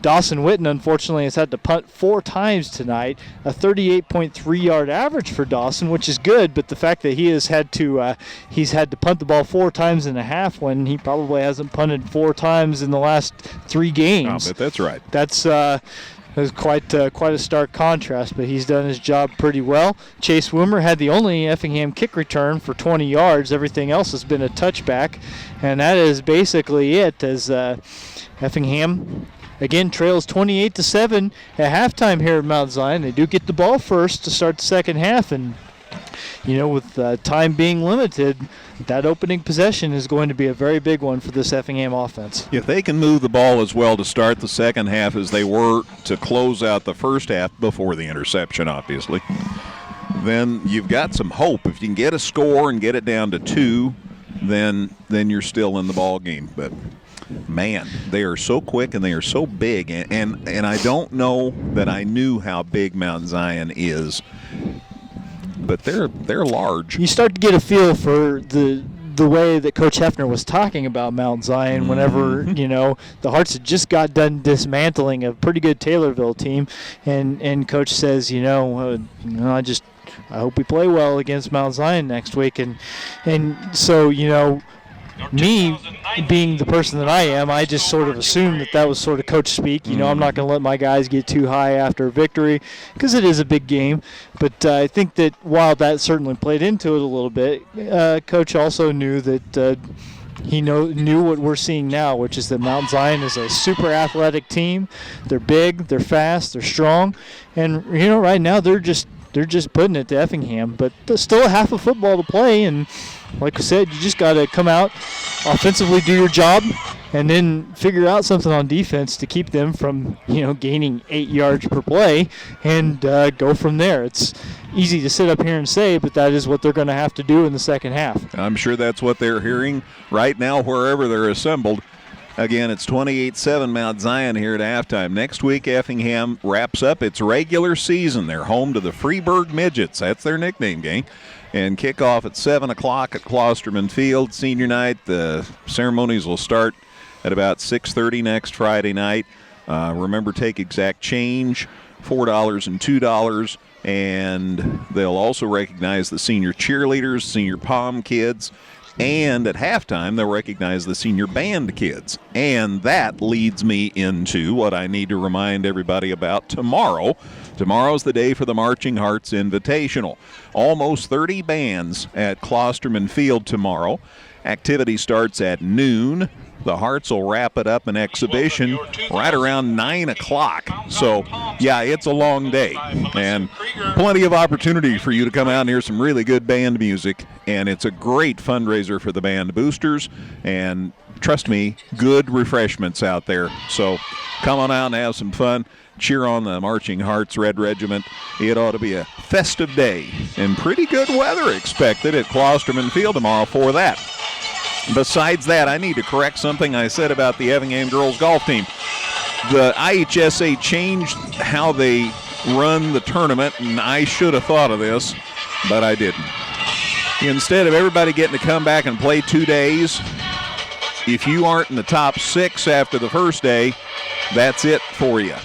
So the Effingham girls will not be back tomorrow playing as a team, because it's the top 6 teams after the first day that get to come back and play on Saturday. So that's the status of that. Thanks, Mike Wilson, for making sure that I got good information on that.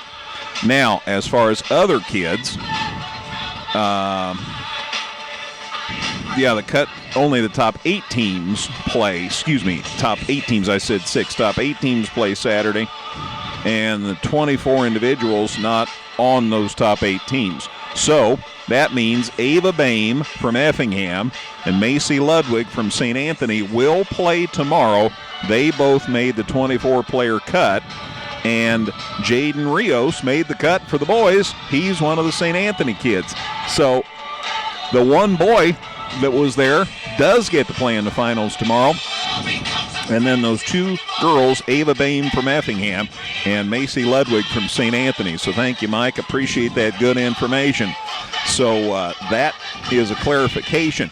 Now, I know that the soccer teams, T-Town and Newton, were playing in the regional championship at Teutopolis tonight. And, of course, this was the first day of the girls' tennis sectional, and it's in Effingham, hosted by St. Anthony. So that will wrap up tomorrow.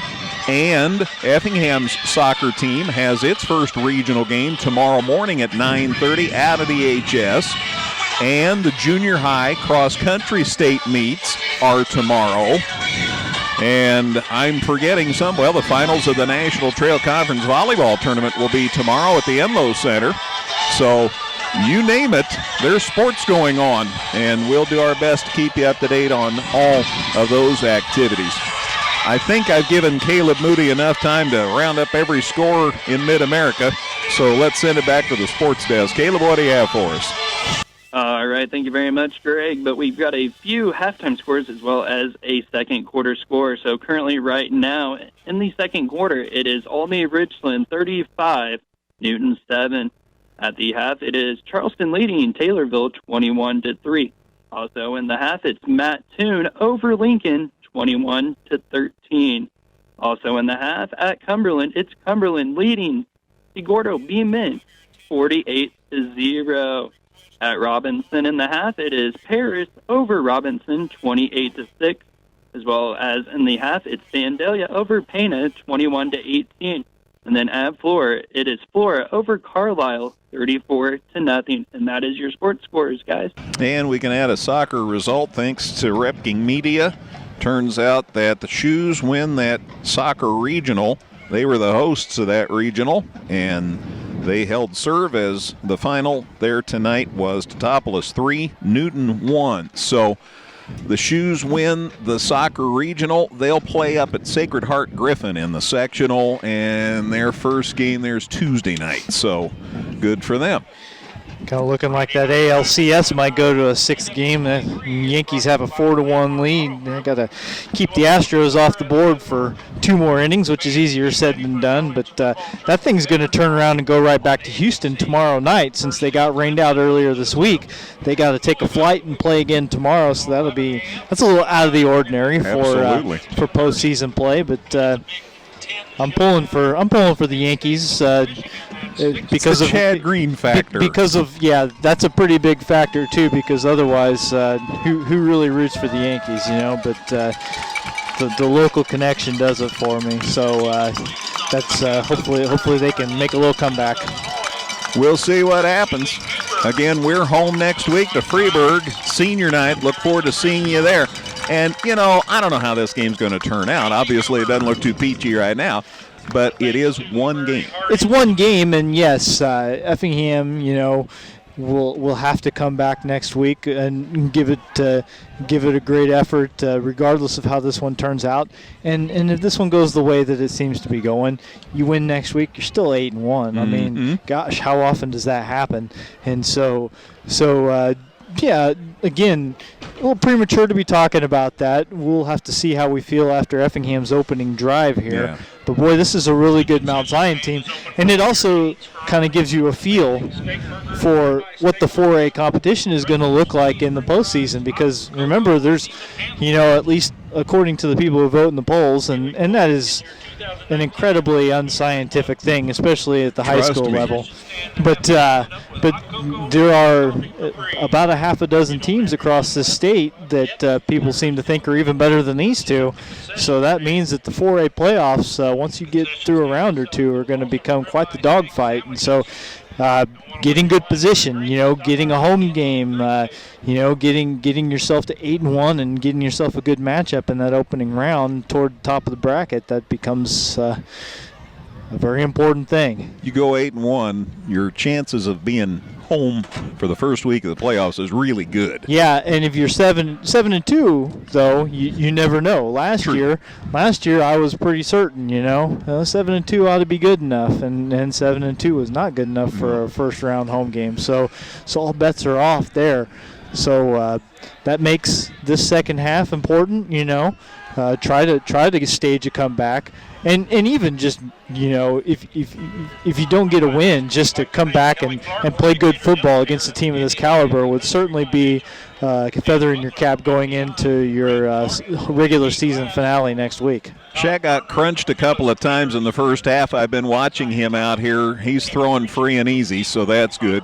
Sending right over the top, so he looks like he's fine, ready to go here to start the second half.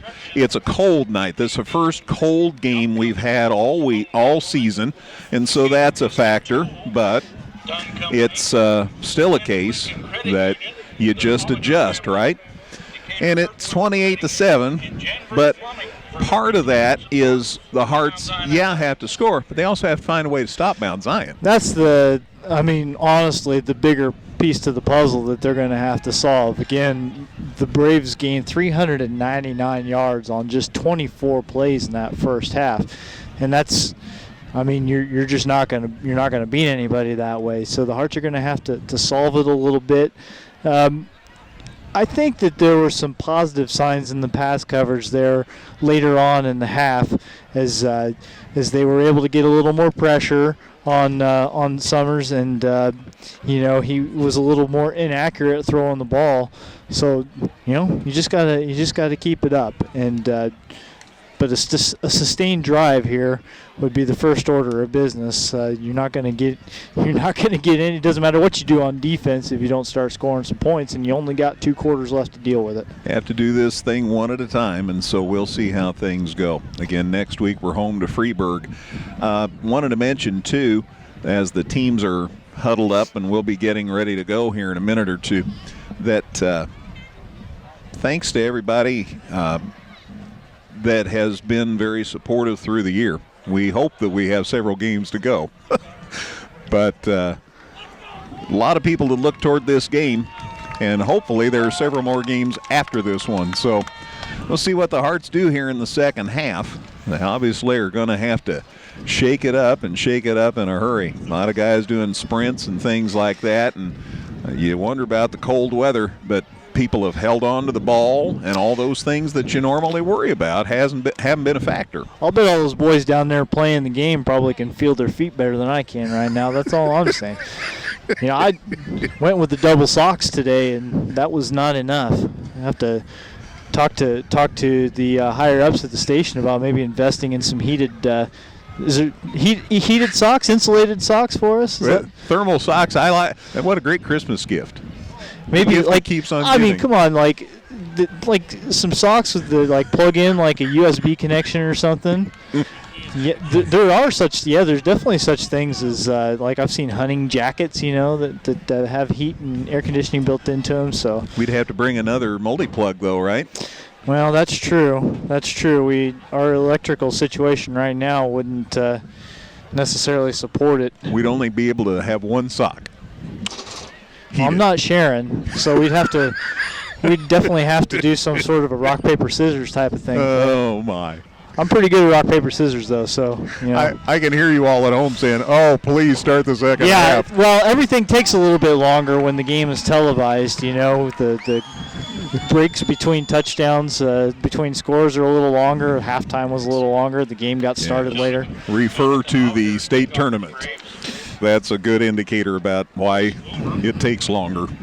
Anyway, for those of you watching and turn down the sound on TV and listening to us, thank you. Appreciate you being kind like that.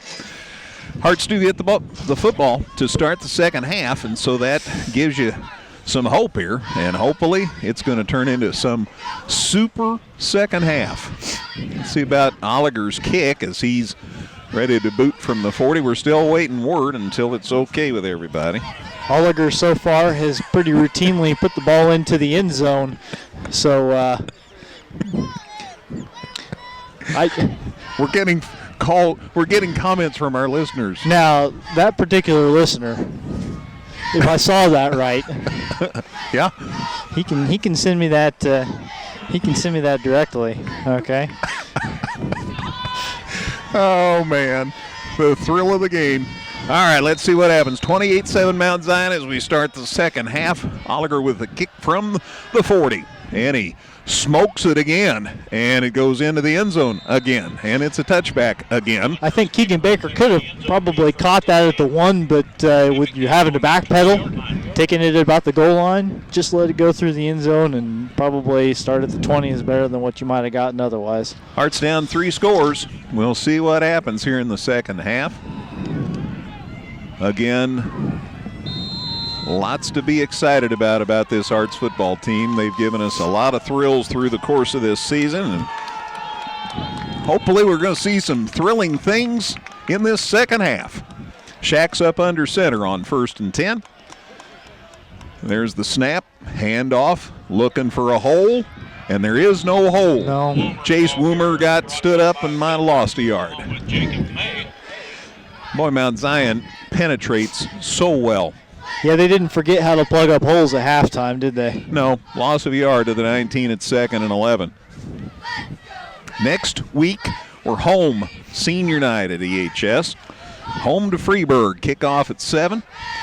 We'll have it right here where you're listening. Shack to the gun here on 2nd and 11. Fake the handoff, running to the far side. He's going to turn it up. He's got a nice gain going, and he runs out of bounds out across the 30. That's a first down. Nice run by Shack, and somebody from Mount Zion thought they were going to make a tackle. Instead, they ended up flying out on the sidelines.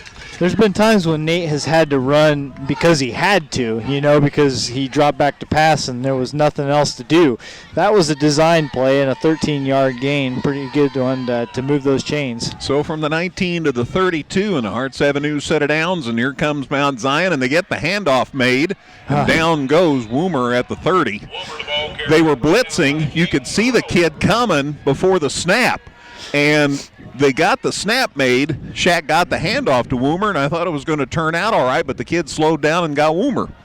So a loss back to the 30, and it's now 2nd and 12. Have I mentioned this pretty good ball club? Almost got in, and almost disrupted the actual exchange between Shackelford and Woomer. He got in the backfield so fast. I don't think probably anybody necessarily expected it to be that easy for him. Shack from the gun with Woomer besides. There's the handoff. No, Shack kept it, and boy, there's nothing there. He tried to take out the middle of the ball's out.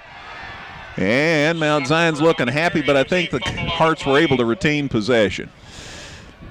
It is 3rd down, the officials tell us. Ball is at the 29, so a loss of another yard. And the Hearts do recover the fumble.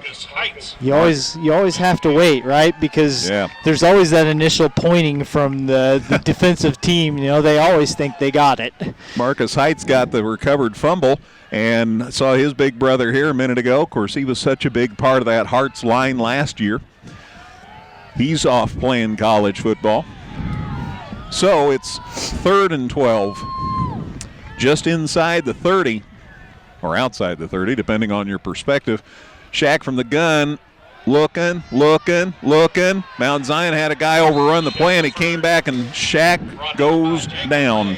Jacob May had overrun the play. Shack didn't see him as a result. Yeah. And up came May from behind and takes him down at the 28, and another loss, and the Hearts are going to have to kick it away. Nathan Barnes had the blocking assignment and was successful at first, but he stuck with it and was able to come up and track Shackelford down from behind, and that is not the kind of possession Effingham needed on their first drive of the half. 4th and 16, so Dawson Witten getting to punt again. Here comes Mount Zion. He got it away, but it's not a deep kick. It does manage to get across the 50, so Mount Zion will have it 1st and 10 at their 46. And it'll be 1st and 10 for the Braves, close to midfield.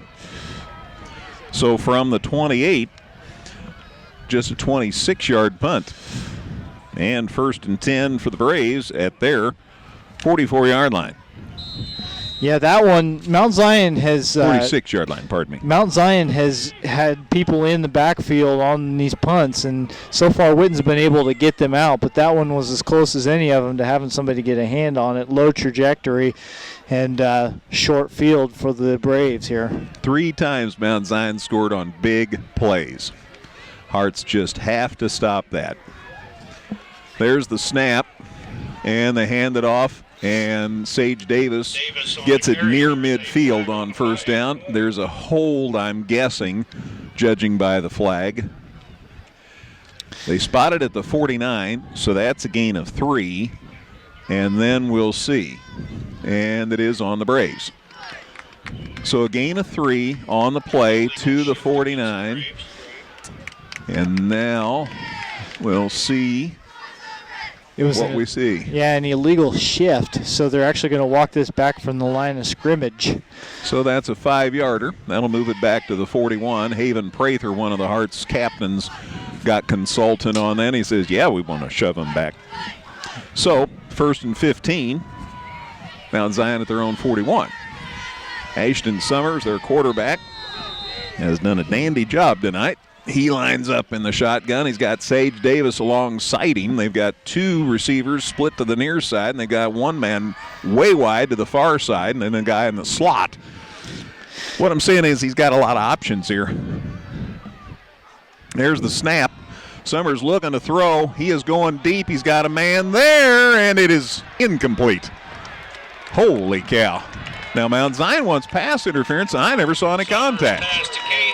I don't know what they what they saw for sure was that Parker Wolf never turned around to find the football. He was playing the man, not the ball. I can't speak to the contact as it was across the field from us, but the only thing I'll say is that for Effingham, it fell incomplete, and you'll take it. Stops the clock with 8:48 to go in the third quarter. It'll be 2nd and 15. Remember the 5-yard penalty on the previous play. So 2nd and 15 for Mount Zion. They are at their 41. 28-7 Mount Zion here with 8:48 to go in the third quarter. Battle of unbeatens here at Mount Zion. Summers from the shotgun on 2nd down. They give it to Sage Davis, and the Hearts react well. Nice job. He got maybe a couple of yards, but not much more than that. And Jacob Logan is in there, and also Mr. Bachman's in there. And the ball is spotted at the 43, so a gain of 2. And that brings up a 3rd and about 10. 3rd about 10. And the field announcer also gives Mason Hasty credit, and that's okay with me. Ball at Mount Zion's 43, and it is 3rd down, so this, folks, is a big play. And they're obviously going to wait until the play clock runs down a little bit more to snap it. They're gonna take a little extra time with the 3-touchdown lead. Summers in the gun, looking to throw. Comes to the flats, and it's incomplete. Nice play over there by Gunnar Franklin. He got there just as the ball got to the intended receiver, to Booker. And nice play by Franklin to knock it loose. That'll bring up 4th down. Incomplete pass stops the clock with 7:54 to go in the third. And you would presume they'll kick it away. They've got their punter out. But they're up 28-7, and if you thought about trying something wily here, I guess this would be the opportunity. I'm guessing they're just going to straight punt it out of there. It would be pretty silly if you didn't get anything done with it. Hiley waits. There's the snap. Has to move to his right. Punts high, not particularly deep, but it gets a great Mount Zion roll inside the 10. Man, I thought maybe the Hearts were going to have it about the 25 or 30. Instead, it ends up at the 9. Boy, it hit and it just rolled quickly down the field before the Hearts could react. Effingham has it 1st and 10 at their 9-yard line. So from Mount Zion's 43 to Effingham's 9, that's a 48-yard punt. 1st and 10 for the Hearts, though. The defense held. And let's see whether the Hearts can get something going offensively this time. They weren't able to their first possession in the half. 28-7 Mount Zion. Next week, the Hearts are home for senior night. Looking for a big crowd to wish them well. 7:43 left in the third quarter as this drive begins. We've got the officials holding things up. Heard another TV promo, so we're waiting. We're governed by television. It's how it works. So we twiddle our thumbs here in the cold, and then we'll get to play some football. Don't talk about it being cold too much. Mike Wilson might send some more texts. 1st and 10 for the Hearts from their 9. Shack up under center. Looking to hand off. They go up the gut in a decent gain, maybe 3 for Chase Woomer. Let's see about the spot of the football. I think they got it out to the 12. So it's 2nd and 7. 2nd and 7 on the 3-yard gain. Holden Lewis checks in for Effingham. He runs the play in from the sidelines. 7-0 and 7-0 between these two clubs. And Lewis split out here to the near side. Defenders dropping back. Shack fakes the handoff, gonna throw. Here comes Mount Zion. There's the pass, and it's out of bounds, and Shack got away, and it's incomplete, and it's 3rd and 7. Yeah, trying to hit Duncan on a little comeback route there as Tristan ran about 15 yards down the field, and that one was well over his head toward the sideline. So Effingham going to be looking at a 3rd down here deep in its own territory. 3rd and 7 at the 12. Effingham's one score was a pretty drive. 8 plays, 72 yards, took a couple of minutes. Shack ran it in from 20 yards out, but it's 28-7 is the problem. Shack from the gun on 3rd. Looking. Coming to the near side. Caught out there by Duncan. Nice grab by Tristan, and he's still on his feet, and he's out across the 30, the 40, and he goes down about the 45-yard line, and the Hearts have a new set of downs coming their way. And he now stands alone atop the career receptions leaders board for Effingham High School. So while the score is not necessarily going the Hearts' way, that is a piece of history that has happened here tonight. Out to the 43-yard line, a 31-yard gain for Tristan Duncan. New set of downs for the Hearts, trailing 28-7. They need to keep this drive going. Shack fakes the handoff, throw out in the middle, and he can't get there. It's Parker Wolf was trying to get there. And Shack overthrew it a little, led him a little long there. So anyway, that stops the clock with 6:52 to go in the 3rd. And it brings up 2nd and 10. Yeah, getting back to the Duncan catch, I mean, that's what he does so well is that he can go get a deep ball, but short routes where he catches it and runs with it after the play, he's pretty effective there too. From the gun, low snap, but he has it. Shack looking. He's got a man over here. If he can get him the ball, he says get open. He throws it, and he threw it out of bounds. Parker Wolf had beat his man downfield by about 10 yards, but it was really down the field. And it sure could have been a pick. Anyway, it's incomplete, and that stops the clock with 6:43 to go in the 3rd and makes it 3rd and 10. The encouraging thing that I'll point out on that play, though, was that it was as long of a pocket as Shackelford has had all night. He was able to look downfield, make a couple of reads before ultimately having to start rolling out a little bit. But Effingham's offensive line up to the task on that particular play. Cam Calber split out wide to the left side. They've got Duncan down here to the near side. Shift Jet Gillum here to block at the tight end spot. Shack looking to throw again. He's going to have to run it out of bounds or something, and now down he goes. Boy, he got like 2 steps shy of the sideline and then pulled up to look downfield one more time, and a couple of different red jerseys swallowed him up. He just didn't have time to throw. That's the name of the game, and didn't have anybody open to throw the football to. Bad combination, and the Hearts are going to have to punt. Loss of 4 on the play for Nate. 4th and 14. Ball's at Effingham's 39. As Dustin said, a loss of 4. 6:05 left in the 3rd. Hearts looking to get it out of here. And Dawson Witten, good snap this time, puts good foot on it. Nice hit. And it hits at the 26 and stays right there.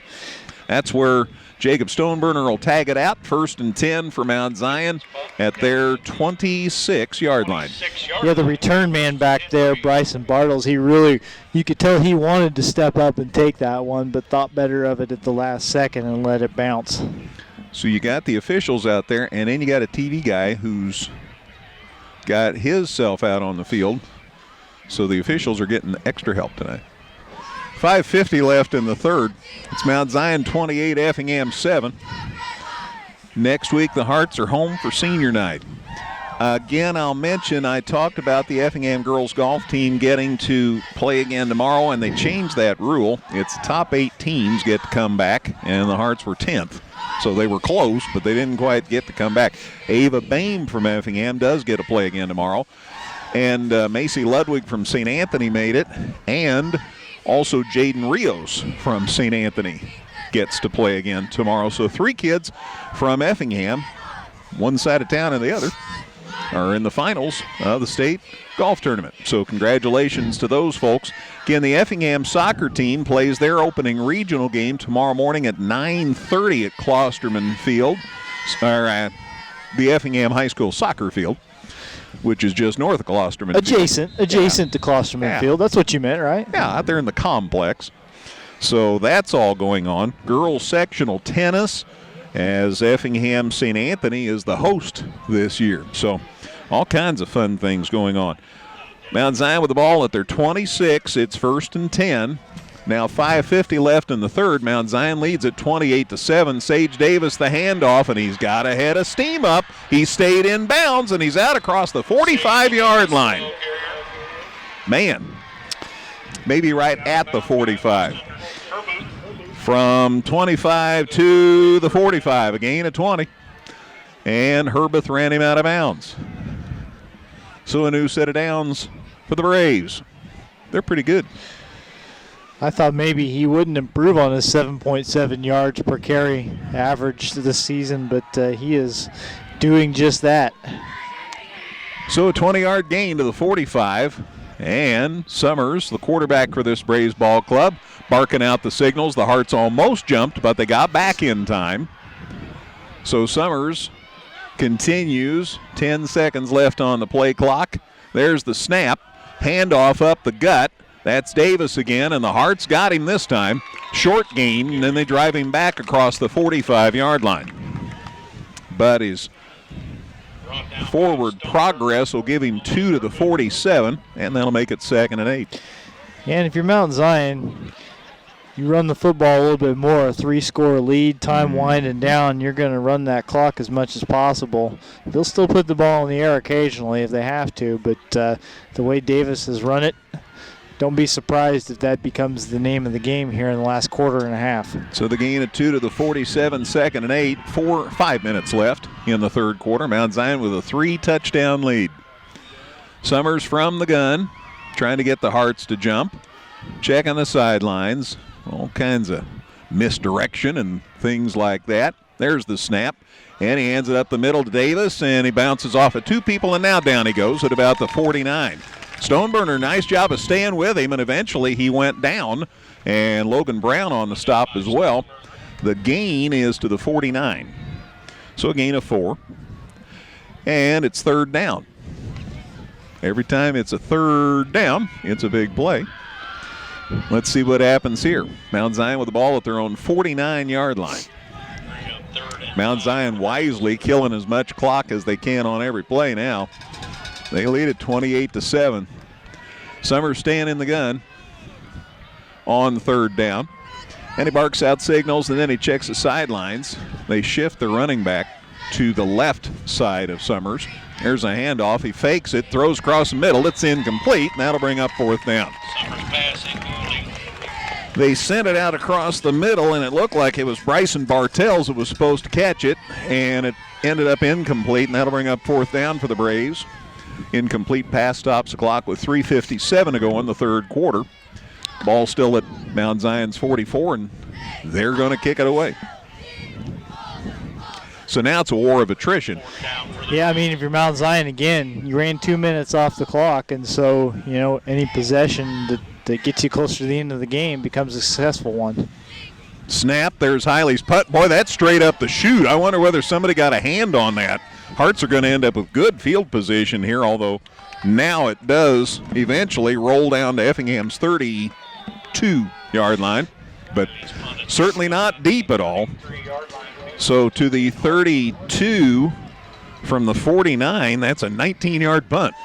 Yeah, there were a couple of Effingham players in the backfield there, and so he may have felt like he needed to get a little more air underneath that one to get it out, and went straight up in the air. So the Hearts, they got a little something to work with here. So the 33 is a 20-yard punt. Sorry. 3:44 to go, third quarter as we start this drive. Neither team has scored in the third quarter. Shack across the middle, incomplete. He threw. Duncan hadn't turned around, so I don't know whether Shack was under a lot of pressure. Goodness knows he has been tonight. Pass is incomplete. 2nd and 10, stops the clock with 3:38 to go here in the period. Again, we're broadcasting al fresco tonight. Fake the handoff, runs it up the middle. Now he's stopped. Check. Knows to fall forward, though. That's a good man that knows to fall forward when you're going down, and he got some yardage out of it. Gain out across the 35 to the 37, so a gain of 4. And that'll bring up 3rd down and 6. 3rd down and 6 for the Hearts at their 37-yard line. Cam Calber in with the play for Effingham. Shack relays it to the crowd. Cam says, I'll just come out here and get ready to throw. Parker Wolf is over here on the near side, and they got Duncan over way deep. And they've got Gillum over in the fullback, or the tight end spot. Pass caught by Gillum. He's still on his feet. Got away from the defender. He's inside the Mount Zion 45-yard line. Right at the 45 if I go by the official. But it's a first down for the Hearts. That's a big play. Nice grab by Gillum. And a nice job of getting away from the defender from the 37. The Hearts gain 22 there to the Mount Zion 45-yard line. There's the snap. Shack almost wasn't able to get it. Comes to the near side, throws it out of bounds. Had to get rid of it. Calber wasn't ready. Cam was downfield trying to get away from the defender. Wasn't nearly open, so Shack just threw it away. Incomplete pass stops it with 2:43 to go in the third. It's 2nd and 10. 28-7 Mount Zion. That was the score at halftime. If you were waiting for more scoring, it hasn't happened yet. Shack to the sideline. He comes back out. Also, Lewis out. They've got Shack, or Ken Calber out here to the way near side. Duncan up top. Fakes the handoff. Pass almost picked. I guess Lewis was the intended receiver. He didn't turn around. Yeah, he wasn't looking for it. And Hiley, the other 9, the Mount Zion 9, just about had a pick. That falls incomplete. Stops it with 2:39 to go, and it's 3rd and 10. I mean, let's be honest. Hiley should have caught that ball. It hit him right in the hands. Maybe he was surprised to see it get all the way to him. But, again, you're right. Holden Lewis was the intended receiver, and he never even looked up, didn't appear to know that it was coming to him. And now we've got an Effingham player struggling to get to the sideline. That's Ethan Huff. That's not good news. Ethan already has missed action this season. And the big lineman has to come off the field. Huss is walking under his own power, but a couple of coaches on either side of him. He's a big boy, and he's done a heck of a job on the line. Definitely dragging something there. So he's off, and let's see how the Hearts react with one of their big linemen gone. 3rd and 10, looking to throw. Shack looking across the middle, and down he goes. There's Sage Davis. Man, he is playing a game of his life. Well, I guarantee they identified the spot where Huss was at on the line and said, Sage Davis is going to run right through this spot. You try to stop me. And they didn't stop him. So Shack is sacked back to the 46 of Effingham. That's a 9-yard loss. That is a big old loss. So 4th down and a whole bunch. And another opportunity for Dawson Witten to punt. 28-7 Mount Zion. Hearts looking to kick it away. Low snap, but he got it. And a line drive shot hits at the 30. Inside the 20. Boy, this worked out well for the Hearts. Inside the 15 to the 13-yard line. So it turns out to be a heck of a punt. from the 46 to the 12-yard line, so 38 and 4 is 42-yard punt for Dawson Witten. First down, Mount Zion at their 12. Minute 50 to go in the third quarter to start this drive. And again, it's been 28-7 throughout this third quarter. Hearts had it tied 7-7 in the first quarter. Mount Zion ripped off 3 scores since then and no scoring here in the second half so far. Ashton Summers, the Mount Zion quarterback, working from the shotgun. There's the snap, handoff to Davis, and he turns it up the far side. And some gain, got it out across the 15. He is just a big kid. To the 18, so a gain of 6, and it's 2nd and 4. Dawson Witten got out there. So he punts, he plays defense, he's a busy guy. So to the 18-yard line. Summers in the gun. Davis lined up beside him. Barked out some signals, then took a break. Now Davis shifts over behind him at an angle. 2 guys split out here to catch a ball. Davis, the handoff, runs it up the middle. Boy, look at him go. Gets it out across near the 30-yard line. You think you have him dead to rights, and he just keeps on going. And it's a lot of setting up, a lot of talk before the play, but ultimately all it is a run up the middle, give it to your big bruising back, and let him go to work, and he gets a first down. He's just a tough kid to bring to the turf. Call it the 29, a gain of 10, and that's plenty enough for a first down. Minute 25 to go, third quarter. Mount Zion spreads their offense here. Let's see what this is about.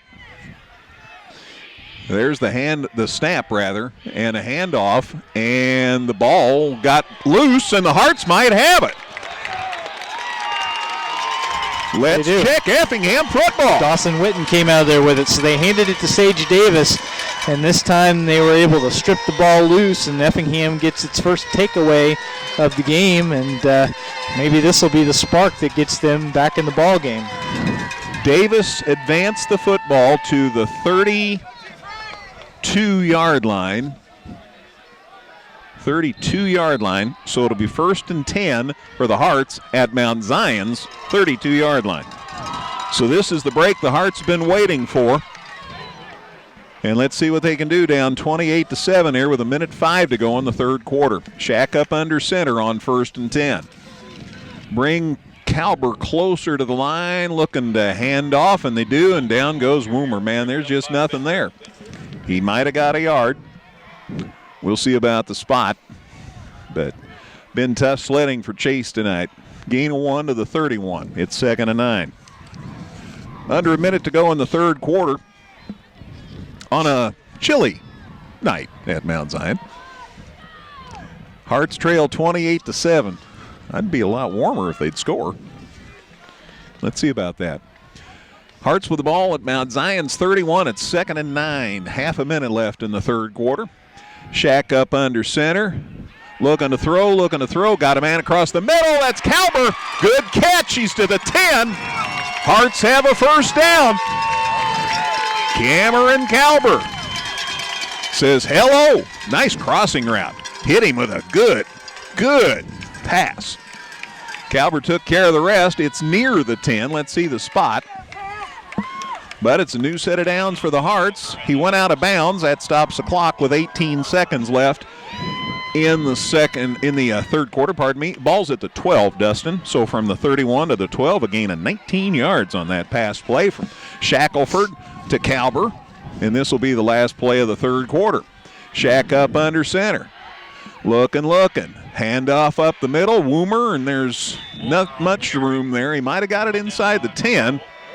But that's the end of the third quarter. We head for the clubhouse turn. After 3 quarters at Mount Zion, it's Mount Zion 28, Effingham 7 on 97.9 XFM. Evergreen Nursing and Rehabilitation Center is proud to announce their new outpatient therapy. Evergreen now offers physical, occupational, and speech therapies for their patients. If you need therapy, don't worry. Evergreen's outpatient therapy can help you too. Give Evergreen a call today for a tour. Whether you're in the market to purchase a new or pre-owned vehicle, Northside Ford on North Keller Drive in Effingham will find a car that works for you. Check out their selection of cars and trucks today. All right, we're ready for the fourth quarter here in Mount Zion. It's Mount Zion 28, Effingham 7. Neither team scored in the third quarter, and not a lot of yardage, right, Dustin? Yeah, I mean, it's been mostly running the ball for both of these teams. They haven't been able, for especially for Mount Zion, they haven't completed a lot of passes, and Effingham has been able to mostly shut down the Mount Zion running game. The problem is that Effingham hadn't been able to get anything on the board yet either. So you got 12 minutes to make up a 3-score deficit. And I don't have to tell you that is a tall task ahead of the Hearts. They're moving in the right direction, though. They've got it as close to the end zone as they've been in a little while. Mount Zion had 3 scoring drives. Each of them took less than a minute. So that's what the Hearts need to do. The ball is just inside the 10. So Cam got farther than I thought. So it's just inside the 10. It's second and a short 7. Hearts are down, though, 28-7. Got to score this time. And we're just about ready to start the fourth quarter. Shack up under center here on 2nd and 7. Barks out the signals. There's the snap, looking to throw. Got a man in the end zone. Calber, and he overthrew him. Pass incomplete, and that'll bring up a 3rd and 7. Shack needed to throw it deep enough that he wouldn't get it picked, but he overthrew Calber. And it's 3rd and 7. Clock stops with 11:57 to go in the ball game. Yeah, off the fingertips of Calber there as he was streaking toward the back corner of the end zone there. Just kind of a little fade route there, and he was not able to quite put the touch on it that he needed to. So the Hearts got a big third down play coming up here. Down 3 scores, but you can't start catching up till you get the first one. So let's see what happens here. 3rd and 7. Ball's inside the 10. Shack up inside. Looking to throw. Checks off a couple of people. He gets away from a Mount Zion defender. He's going to run it himself. He's inside the 5. He dives. Touchdown, Effingham. There is a flag, so let's not celebrate yet. Well, heck of an effort by Shackelford. Oh, my goodness. Really was. Had to lay out for the pylon there, but the Effingham players are indicating that it's still going to count. We'll wait and see. But a couple of different white jerseys had their hands raised, their arms in the air. Let's get some up. Defensive holding on Mount Zion. Obviously, the Hearts will wave that off. Touchdown, Effingham. Score comes with 11:49 left in the game. And the Hearts are back within 28-13. So they have stopped Mount Zion, and they finally get a score of their own on the board.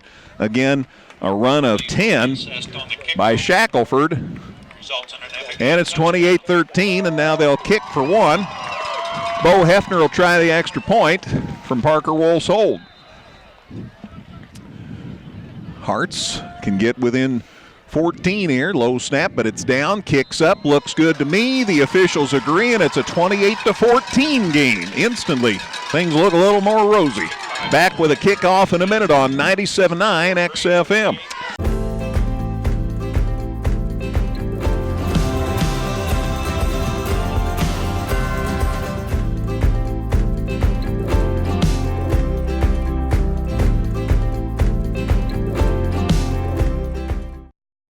Local, secure, enduring, and more convenient than ever. Washington Savings Bank is located in Effingham, Mattoon, and anywhere you are with their 24/7 virtual branch. Enjoy the conveniences of banking with all the services offered at Washington Savings Bank. Member FDIC. 5 plays, 32 yards, highlighted by Nathan Shackelford's 10-yard touchdown run. Bo Hefner's kick was good.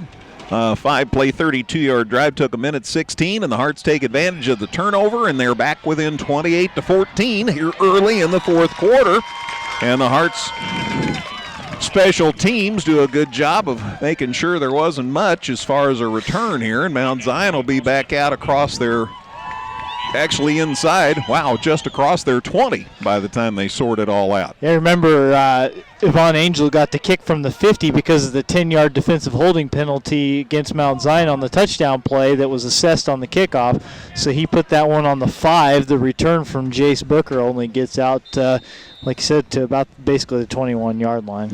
I talked to Yvonne's dad down in the end zone and before the game, and he's reminded me, Yvonne's playing football tonight. He'll be in that soccer game out at Effingham tomorrow morning at 9:30. So these two sport guys, they're busy this time of year. Looking to throw across the middle. It is caught. A big gain out across the 40. After the catch, Jacob Logan with a nice tackle, but Bartles made the catch. And Mount Zion gets a first down. The gain to the 42-yard line. So from the, where were we? From the 21 to the 42, so he doubled their trip down the field. So 21, and they gained 21. So 1st and 10 at the 42. Summers stays in the shotgun. Down to 11:18 to go in the game. Hearts back within 28-14. Took advantage of a miscue. Handoff to Sage Davis. Going to the far side. He turns it up and down he goes. And boy, I don't know who was pursuing. I want to check and see who made that stop. Heck of a job. Yeah, it was Logan Hart. And one of the Mount Zion kids is down. Yeah, Bryson Bartles is calling for training staff to come out. And I'll tell you, my initial reaction is that the trainer that just came out to stretch him out is insane because he is out there in shorts and a T-shirt. Yeah, well, some guys, kind of like uniform of the day. I mean, I run in shorts in weather like this, but that's because I'm not standing on a sideline doing nothing. And they're getting him off. Looks like he just probably cramped up. Yeah, he's up and walking off under his own power. That's good news. Gain of 4 from the 42 to the 46, so it's 2nd and 6.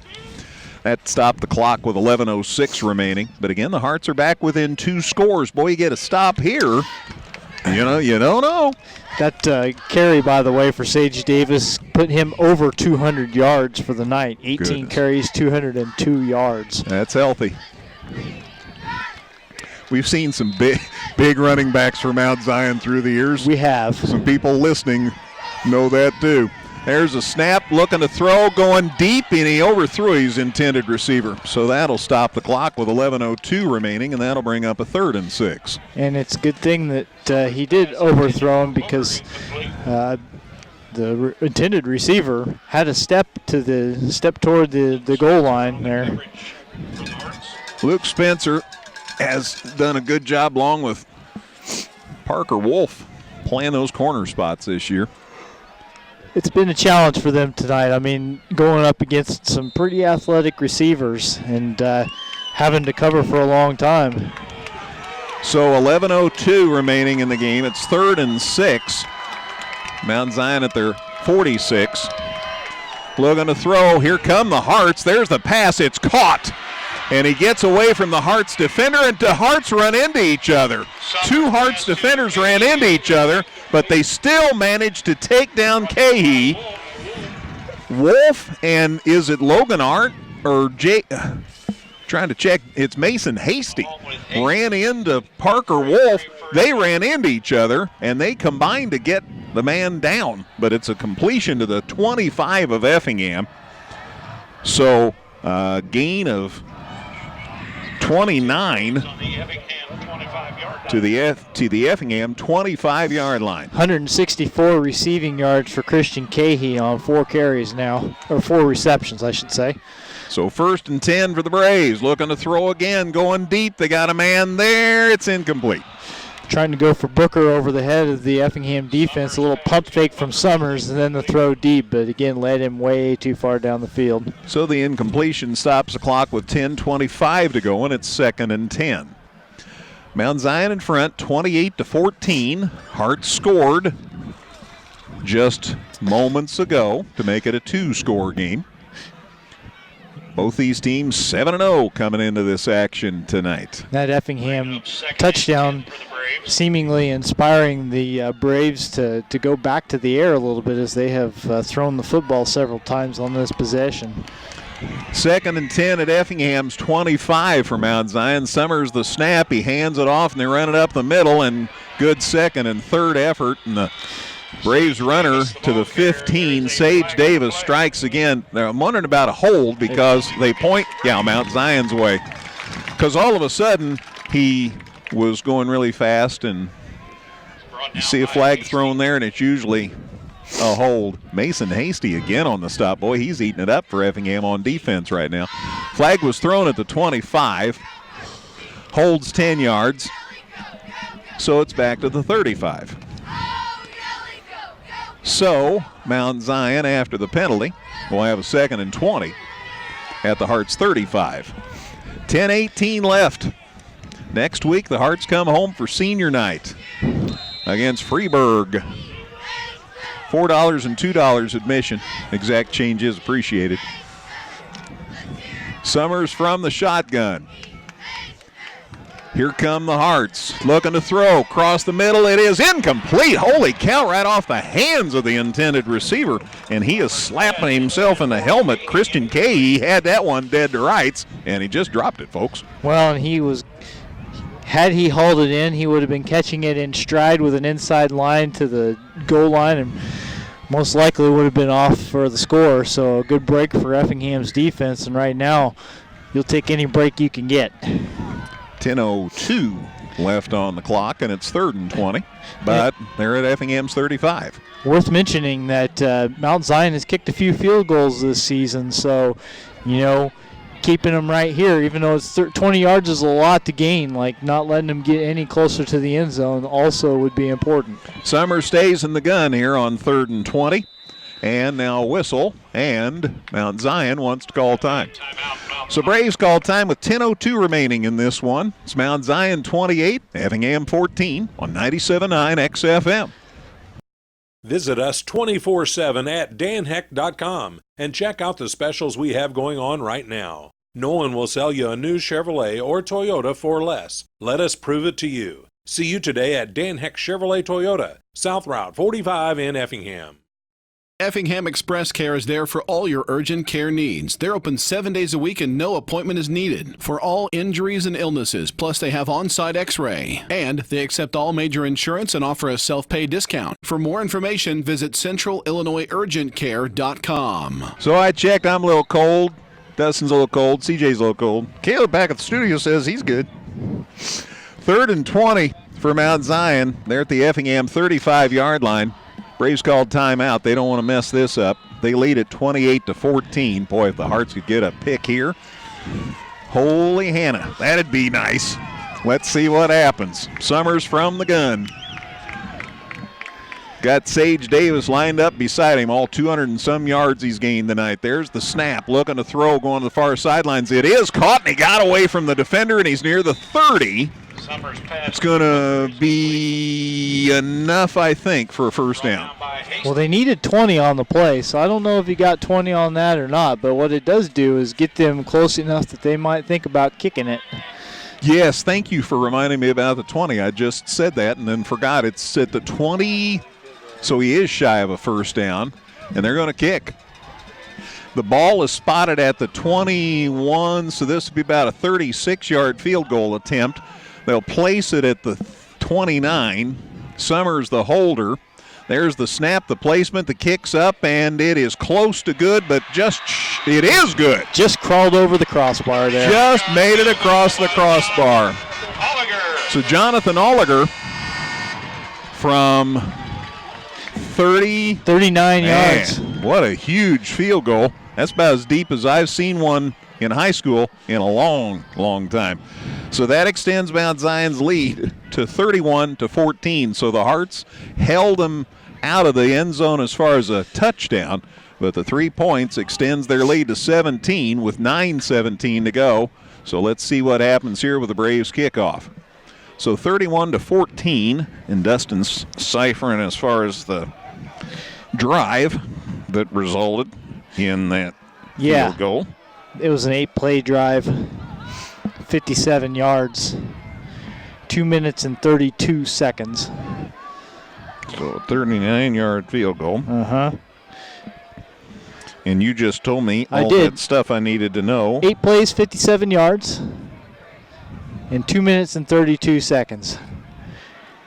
And the big thing for them is they ran 2.5 minutes off the clock and extended the lead by 3. So 31-14, Mount Zion ahead by 3 scores now. Here's the kickoff. It is a boomer, and it hits at about the 6 and goes out of bounds. So that'll be a penalty. That'll bring it back. Yeah, that one just goes out of bounds inside the 5, but rather than going into the end zone like most of his kickoffs have tonight, that one goes across the line on the sideline, and so the Hearts will get to start this possession much closer than their own 20. So first and 10 for the Hearts at the 35 after the penalties assessed. That's decent field position. 9:17 to go. The 3 points hurts, but you held them out as far as a touchdown. 17 down and 9:17 to go. Tall order. Shack from the gun on first and 10. From the 35, there's the snap. Handoff coming to the near side. Woomer, Shack kept. And he got a little, and then he got clobbered. Yeah, his return on investment there was not great. He took a big shot at the end of it. Yes, sir. Lost a yard. Back to the 34 at 2nd and 11. Snap, handoff up the gut. Woomer gets it across the 35 to the 37, I think, once they set it down. 36, gain of 2. So it's 3rd and 9. 3rd and 9 at the 36. We're down to 8:35 to play. Hearts trail 31-14. The battle of unbeatens. So far, Mount Zion has prevailed. And let's see what happens in this last 8:20. Shack from the shotgun. There's the snap. Looking to throw. Here they come. He steps through everybody. He's got a lot of room to run. Out across the 45 into Mount Zion territory before they take him down. Boy, the surge was coming, and he just slipped under it. Yep. Ducked his head, and that gave him a lot of room to run, and the gain is to Mount Zion's 48-yard line. So that's a gain of 16 yards. Yeah, the pocket collapsed, and so he just hit the hole hard. Hand off to Woomer, coming to the near side. Turn it up, chase, good gain. He's inside the 40 before he goes down. There is a flag right in the middle of the field, and that's usually a hold. So let's see what that's about. Right in the middle of the field. Yeah. Flag's thrown at about the Mount Zion 47. Which is close to the line of scrimmage, only about a yard beyond the line of scrimmage. So you would suspect a hold. Yep. Unfortunately, this isn't our first rodeo. And that's a heck of a time for Effingham to pick up his first penalty of the half, as that one is going to negate a pretty good run from Chase Woomer. Yeah, he had it inside the Mount Zion 40. Again, the flag thrown at the 47. Charleston beat Taylorville 28-10, it is announced here. Man. Charleston gave Effingham fits. Till late in the game, the Hearts finally got it going. And they beat Taylorville tonight. Wow. So there's the hold, and that brings the ball back to Effingham's 42-yard line.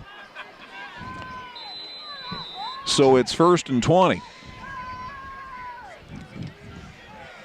So the Hearts kind of need to start again. 7:49 left. Down 31-14. Shack from the gun. Hand off to, Shack kept up the middle. Big gain. Still on his feet. Inside Mount Zion's 40, 35 out of bounds. Great run by Shack. Call it the 35, Dustin. So a gain of 8 and 15. That's 23 yards for Shack. He's great. All of a sudden, churning some big yardage up. So 1st and 10 for Effingham at Mount Zion's 35, 7.5 minutes left. Shack looking to throw. Got time. Across the middle. It is caught. What a heck of a catch. And they kept him in bounds. Woomer with the reception inside the 30. And it is spotted at the Mount Zion 28, so a gain of 7. It's 2nd and 3. Chase Woomer the catch. Shack the snap. Looking to throw. Here comes Mount Zion behind him. He gets away. There's the throw. It is caught inside the 15. There's a late flag. Holden Lewis makes the catch, and then a flag got thrown. Yeah, the flag came in after the play, so we'll wait and see here. The completion's to the 14, and I don't think we're going to like this penalty.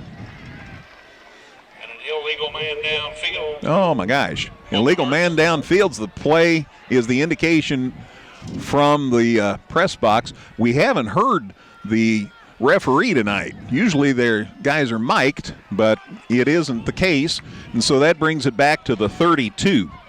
So net loss of 4 on that play, so that means legal man downfield brings it back to the 32. So it is, now we got all kinds of whistles, and Mount Zion wants time. So the Braves call time with 7:02 remaining. Back in 30, it's Mount Zion 31, Effingham 14 here on 97.9 XFM. Evergreen Nursing and Rehabilitation Center is proud to announce their new outpatient therapy. Evergreen now offers physical, occupational, and speech therapies for their patients. If you need therapy, don't worry. Evergreen's outpatient therapy can help you too. Give Evergreen. Whether you're in the market to purchase a new or pre-owned vehicle, Northside Ford on North Keller Drive in Effingham will find a car that works for you. Check out their selection of cars and trucks today. All right, 7:02 left in regulation.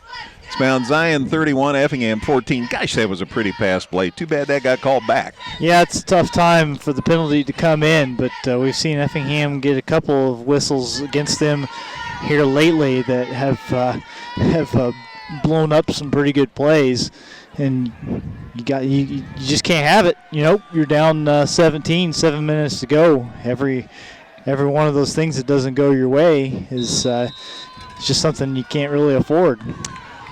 When you start pushing the envelope a little, that's when those things crop up. Yep. Hearts with the ball at Mount Zion's 32 at 2nd and 7. Hearts are down 17, though. Time's a-wasting. Snap to Shack. He rolls to the far side. Pass across the middle. Nice catch by Jet Gillum. Look at him go. He's inside the 10. Touchdown, Effingham. And give the assist to Cam Calvert. Great blocking downfield. The only person who was going to be able to get to Gillum was sealed up, and that's a 32-yard touchdown play. Shack rolled to his right, threw back across his body. Gillum had floated his way out into the middle of the field. He was all alone. One nice step to sidestep a defender and took it in. So a 32-yard touchdown pass. Yvonne Angel in for the extra point try from Parker Wolf's hold. The snap high, but he got it down. There's the kick. It looks good, and the officials say it is not good. That stops the clock with 6:53 remaining. Hearts are within 11. 6:53 remaining. It's Mount Zion 31, Effingham 20. Back with a kickoff in 30 here on 97.9 XFM.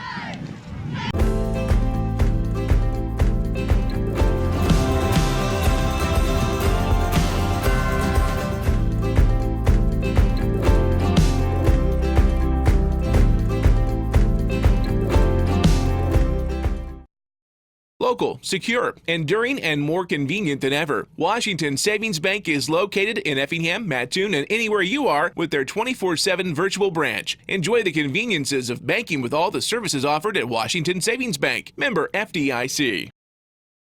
All right, how about that drive, Mr. White? 7 plays, 65 yards, and 2 minutes, 24 seconds.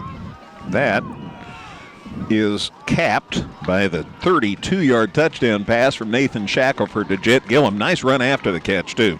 Kick was no good, but the Hearts are within 11. It's 31-20, and still 6:53 left. So let's see what happens. Kickoff inside the 10, coming to the near side. The Hearts have him sealed off, I think, and down he goes inside the 30.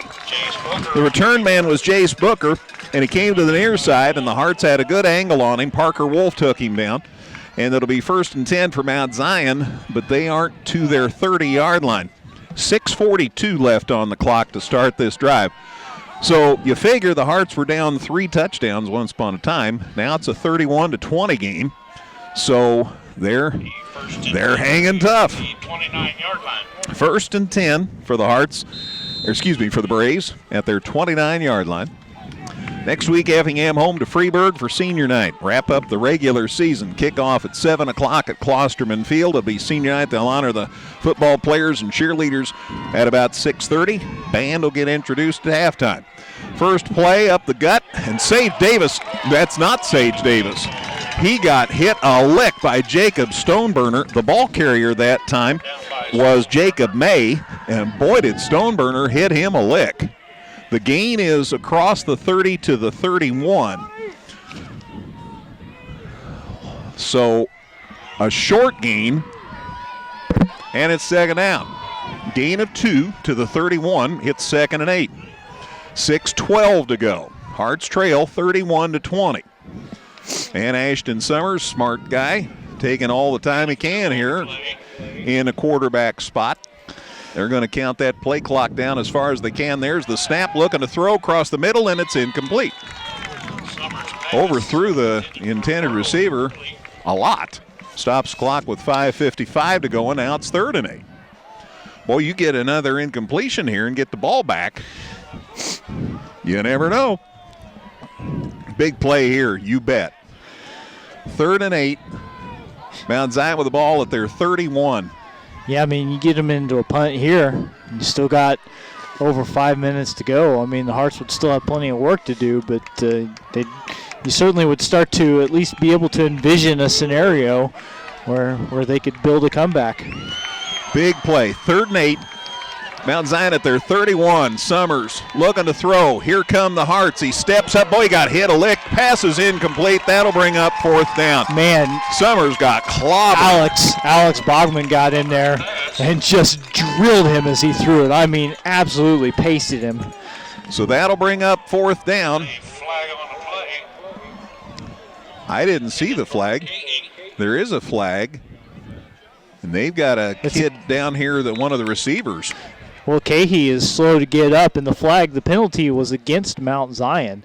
So all sorts of things go wrong on this play for them. Cahey appears to be in quite a bit of distress down there. He had finished running his route. Maybe it was an illegal shift penalty, by the way, against Mount Zion. But yeah, Cahey, that's a big one. The Hearts have declined that penalty because they want 4th down. Cahey on his feet. That's nice. You always like it when a young man can get up and walk off the field under his own power. So the Hearts decline the penalty. It's 4th and 8. 4th and 8 for the Braves. You would suppose they'd kick it away with a 10-point lead. I mean, still a 2-possession lead with 5:55 to go. And they do send Hiley back to punt. But I'm not betting the farm that they're going to kick. 4th and 8 at their 31. Parker Wolf back at about the 30 to return this. Big punt here. There's the snap. Hiley gets a foot on it, and it's a good punt. And he takes it, Wolf does, just across the 30. So the Hearts are going to set up shop at about their 32-yard line to start this drive with 5:48 to go. So the defense holds, force the punt, and Effingham has the ball with 5:48 to go at their 32-yard line. So about from the 32 to the 32. It's about a 36-yard punt. And with 5:48 to go, the Hearts have the football. They trail 31-20. Who knows? Let's see what happens on 1st and 10. When the Hearts sped up the offense, that really started to change things as far as execution. Shack from the gun. Man lined up behind him, looking to pass. Going deep. Got Duncan. Caught it. Oh! Go, Tristan. Inside the 10. Caught that one over the shoulder, hit him in stride. That was pretty. That was a beautiful pass and a wonderful catch. And the Hearts have it 1st and goal at the 8. What a beautiful throw. They had a man back behind him, Dustin, because Mount Zion's been sneaking a defender around. That time they had somebody to block for him back there. And Shack stepped up, and what a grab by Duncan. 60 yards. 1st and goal at the 8. 1st and goal at the 8, 5:38 left. Hearts trail 31-20. Shack up under center. Got a man coming to that's Duncan. Looking, throwing to the corner. He can't get there. There was some contact, but they just say the usual shoving back and forth. Nothing that affected the play, and it's incomplete. That'll bring up second and goal. So stops clock with 5:33 remaining. Hearts trail 31-20, but it's second and goal at Mount Zion's 8. What a pass play. Man, oh man. Hearts weren't getting a whole lot of things accomplished, and all of a sudden this game's getting kind of fun. Second and goal at the 8. Shack from the gun. Got Woomer lined up beside him. Here comes Mount Zion. Shack gets away. Boy, what a scrambler he is. Going to the far side of the field. Turns it up. Goes out of bounds in around the 6-yard line. Maybe the 5. He got a little yardage out of the deal, though. And that'll make it third and goal. Call it the 6, a gain of 2. So third and goal at the 6. 5:20 to go. I had visions of him going down in the backfield. Oh, yeah. So to get any kind of gain out of that at all was certainly better than it looked like it was going to be. But, man. Lewis out, Wolf in. Parker split here to the near side. You would presume Senior Duncan. Yeah, there he goes. Tristan Duncan out to the right side. He's going to get all the attention, though. And Calbert comes out here, split to the near side. There's the snap. Got time. There's the throw. It is overthrown, and it's fourth down. It's too bad because it was a good play for Parker Wolf there, and he found some space there, but just overthrown. Yep. And so now you got a decision to make, and I think the decision is they're going to kick a field goal. You've got 46 coming out there. Yvonne Angel coming out to try to punch one in. Remember, it's an 11-point game right now, so you get yourself within 8 with a field goal here. It'd be huge to get points. You have to get points this possession. 5:16 left. 31-20. Mount Zion leads by 11. Yvonne Angel, they're going to set it down at the 17, 18, 19-yard line. So 29-yard field goal try. Yvonne Angel, 29 yards. Snap, placement, kick up, looks good to me.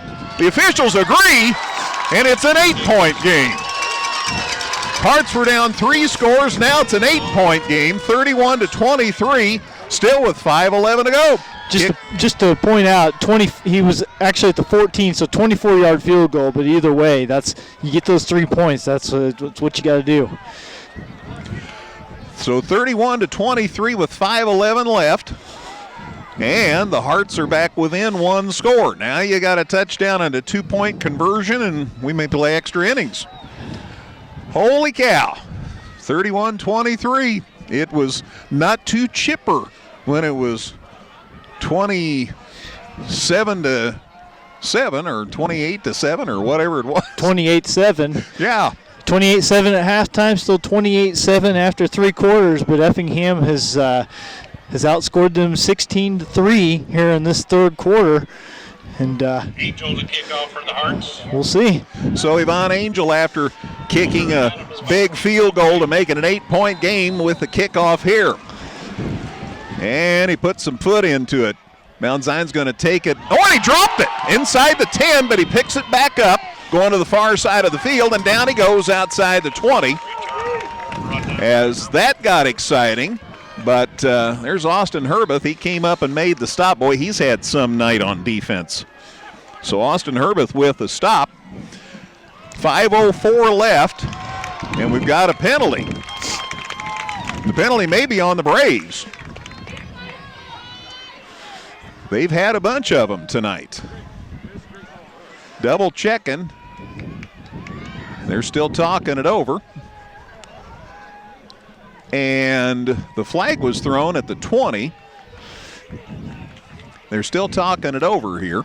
I mean, on a kick return, it's generally a bad block, but we'll see. If the flag was thrown at the 20, we still need to know what the penalty was. Now they're going to walk it off. Thank you, gentlemen. So they'll walk it back 10 to the 10. Yeah, it must have been a block in the back. Penalty is against the Braves. You get down in that territory, you think about half the distance on a major infraction. So 10-yard walk-off back to the 10. So they have it 1st and 10 at their 10. Holy cow, defense. Let's go. 5:04. Hearts within 31-23. Ashton Summers is quarterbacked a pretty good game. There's the handoff. They go to the far side, and running it out of bounds is Jacob May. And all of a sudden, Sage Davis isn't out there. And I'm kind of wondering, he got up slowly. Yeah. The time of that fumble? Yeah, I mean, that very well could be. I mean, he's there on the sideline. He's standing up. He's right there. It looks like he's trying to stretch something out. But, heck of a time for Mount Zion to be missing their stud running back. Gain of 4 to the 14 at 2nd and 6. 4:59 left as he did run out of bounds. That stopped the clock. Summers from the gun. Checks the sidelines. Play clock down to 10. Summers, snap, handoff. They go up the middle, and he's got a good gain. He's out across the 20 before he goes down. May, the carrier, and he's taken down by Jacob Logan. Run good for a very first down. Yeah, and it's enough for chains. first down. Yes, sir. Good gain to the 32-yard line. Mason Hasty was in with Jacob Logan on that stop. Gain to the 23. So from the 14 to the 23, Dustin, a 9-yard gain. And we're down to 4:44 to go. Hearts trail 31-23, but what a comeback. Summers stays in the gun. 3 receivers on this side of the line. And 2 defenders. That's not good. There's the snap, and they hand it up the middle. Nothing fancy, and Herbus there to lead the charge. And his dad's right down here in front of us, and he's a happy guy. Yeah, so the 3 receivers in an attempt to try to get an Effingham defender out of the box. The Hearts don't buy it. They keep everybody home, and that's exactly what happened. They run the ball, get nothing out of it. In fact, might have got a loss from the 23. It's back to the 21. So they lost 2. So it is 2nd down and 11 or 12. Under 4 minutes left to play. Hearts trail 31-23. Nathan Shackelford's got the helmet off over here on the sidelines trying to get the fans fired up. If they aren't fired up by now, I'm not sure what it's going to take. Summers, long snap, or long count. There's the throw. He's going for the enchilada down here, and it ends up incomplete. And I'm thinking that could have been offensive pass interference. But they ruled that they both were just going for the ball. So Booker and Luke Spencer were going at it. Yeah, I think no call is good on that play, as they were both just trying to get to that ball that was thrown, honestly, pretty high in the air. Didn't really seem to leave the hand very well for the Mount Zion quarterback Ashton Summers. And the incompletion is good for the Hearts in a couple of ways. It's another down, and it stops the clock. 3.5 still remaining. 3rd and 11. Big play here. I've said that a few times tonight, haven't I? Hearts jump. They got burned. But it's 3rd and 11, so it doesn't give them a first down, but it does help matters. So that'll be a 5-yard walk-off. Take it from the 22 to the 27. And obviously the clock doesn't start. So it's still 3rd and 6 at the 27. 3.5 minutes left. It's Mount Zion 31, Effingham 23. You were wondering if it was going to be this tense down, in the home stretch of this game, the way that the first 3 quarters went. But Effingham has certainly showed their mettle. 3rd and 6 at the 27. Ashton Summers, the Mount Zion quarterback, in a shotgun. Barked out something, checks the sidelines, moves the running back to the right side of him. There's the snap, and he throws, and it is caught and dropped. And there's a flag, but it's back at the line of scrimmage. I don't think it has anything to do with the pass play, which was incomplete. It's good. It's against Effingham. Roughing the passer. That's the indication from the field announcer. Roughing the passer is a first down. Wow. I'll be honest with you, I was watching the ball. Yeah, I didn't see what happened. CJ, do you have a camera on it? So we'll be able to show you anyway. Roughing the passer's the call. That's a major infraction, so that changes the whole complexion of the game. 15-yard penalty from the 27, Dustin, is where that happened. And a 15-yard walk-off. So it's 1st and 10 for Mount Zion at their 42. And we're down to 3:26 to go. Well, no matter what happens, it's going to allow Mount Zion to run another minute and a half or more off of the clock here. So, boy, that's Effingham hasn't been penalized a lot in this second half, but they've all been pretty tough ones to swallow. Fumble would be a nice thing right about now. There's the snap. Handoff up the middle. There's Sage Davis back, and he's got a big gain into Effingham territory. Yeah, 7 or 8 yards there, looks like, across midfield. From the 42 to the 49 of Effingham, so a gain of 9. It's 2nd and 1. Down to 3:09 to go. So 31-23 Mount Zion. Boy, that was such a big call, that pass interference call. Changed the whole complexion of things. And, of course, Mount Zion being smart, taking absolutely every second that they can on the play clock. We're down to 2:49 to go. Hearts trail by 8. Battle of unbeatens, been pretty representative. Summers stays on the up under center that time and moves forward because that's a lot safer. And he just plows forward. And it's advanced to Effingham's 47, and that's enough for a first down. So another set of downs for Mount Zion, and we're down to 2:30 to play. 31-23 Braves. Hearts sort of helpless right now. At the conclusion of this game, so 1st and 10. please stay off the field until the And again, presentation has concluded. Effingham trailing by 8. Summers back to the shotgun here on 1st and 10. There's the snap. Handoff to Davis going to the far side. Look at it. It's acceleration. Headed down the sidelines. Still in bounds. Gets it inside the 15-yard line. Davis, the ball carrier. What acceleration. And he's so big then, Dustin, it's time for anybody to catch up. Yeah, we wondered why he was not in the game for a little while there. And as soon as Sage Davis comes back out, he makes his presence felt. A couple of big runs here. That one to the 15, I think, so a 32-yard gain. Exactly so. Another first down. And we're under 2 minutes to go. So the pass interference call, man, that was huge.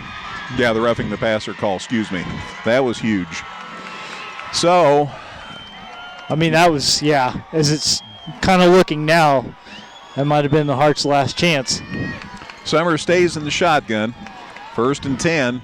Handoff, Davis again, up the middle. He's loose and he's going to score. Well, so a late touchdown for the Braves. Kim's with 1:49 to go.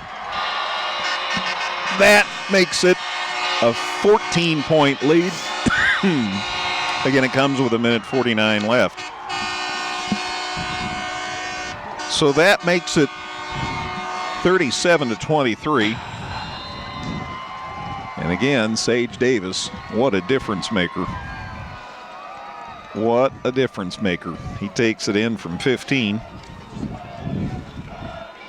And Mount Zion leads it 37-23. They'll kick for 1 here. There's the snap, the placement, the kick is up, and it is blocked. So the Hearts block the extra point try. Austin Herbeth, man, he has done a lot right tonight. So the kick is no good, but Mount Zion has extended the lead to 14, 37-23. Yeah, you remember because of a penalty on the return, Mount Zion started on the 10-yard line and drove the ball 90 yards on 8 plays to get that done. So that leaves Effingham down 14 with 1:49 left. And Mount Zion will kick off here. Oliver to kick off for the Braves. Again, you're within 1 play of forcing Mount Zion to punt, and a roughing the passer call. I'll be interested to go back and look and see again. I was following the fly of the ball, so I have no idea what happened. But that was the difference maker. 37-23 Mount Zion with 1:49 left. Here's the kickoff. And he smokes another one. It is taken by the Hearts. They drop it and pick it right back up. And that's Shackelford. No, it's Keegan Baker, pardon me. And he gets it out across the 20. So a decent return since he was just shy of the goal line. Keegan Baker, a return out across the 20 to the 22. So that's where the Hearts will set up shop with 1:40 to go. Yeah, you're right. He took that one right about the goal line, dropped it for a second, but still got a pretty good return out of it. So 1st and 10 for Effingham. They are at their 22. Once again, at the conclusion of this game, so you'd have to score on a one-pass play. Yeah. And then get an onside kick. I'm just coming up with scenarios here. Looking. It's a run up the middle. And it's a gain to the 25 for Keegan Baker. So a gain to the 25, a gain of 3. And it's 2nd and 7. And it looks like the Hearts are... Trevor Donsbach comes in. I hope Chase Woomer's okay, because Keegan was there and now Donsbach comes in. Well, I think this is probably a case of being down by 14 with a minute to go and just deciding that you're going to keep your backs healthy for the rest of the season. Here he is. I was looking for Chase on the sidelines, and he does look like he's okay. Shack up under center. Handoff. Donsbach. Good run. He's loose. He's out across midfield. He's to the 47, still on his feet, inside the 45 to the 43-yard line. What a run by Trevor Donsbach. Down to 42 seconds. They'll stop the clock long enough to move the sticks. Run good for a first down. Gain to the 42 from the 25. That's 33 yards. That'll get people's attention. So Trevor Donsbach, nice run. Chains are moved, so clock back in play, down to 34 seconds. Shack up under center. Drops back deep, looking to throw. Going deep, got a man across the middle. Duncan catches it again. Oh, and then the ball squirts loose, and it's no catch. Shackelford's pass intended for... He had it, got it through 2 defenders. Heck of a throw by Shackelford. Tristan had to go down just about between his knees to make the catch, and I thought he had it, and he just never could quite secure it. The incomplete pass stops the clock with 23 seconds left, and it's 2nd and 10.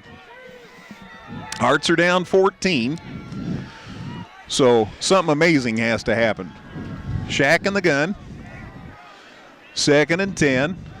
There's the snap. Looking to throw. Steps up. Gonna run. They take him down. He got to the 41. That might be the show. See if the Hearts call time. They do.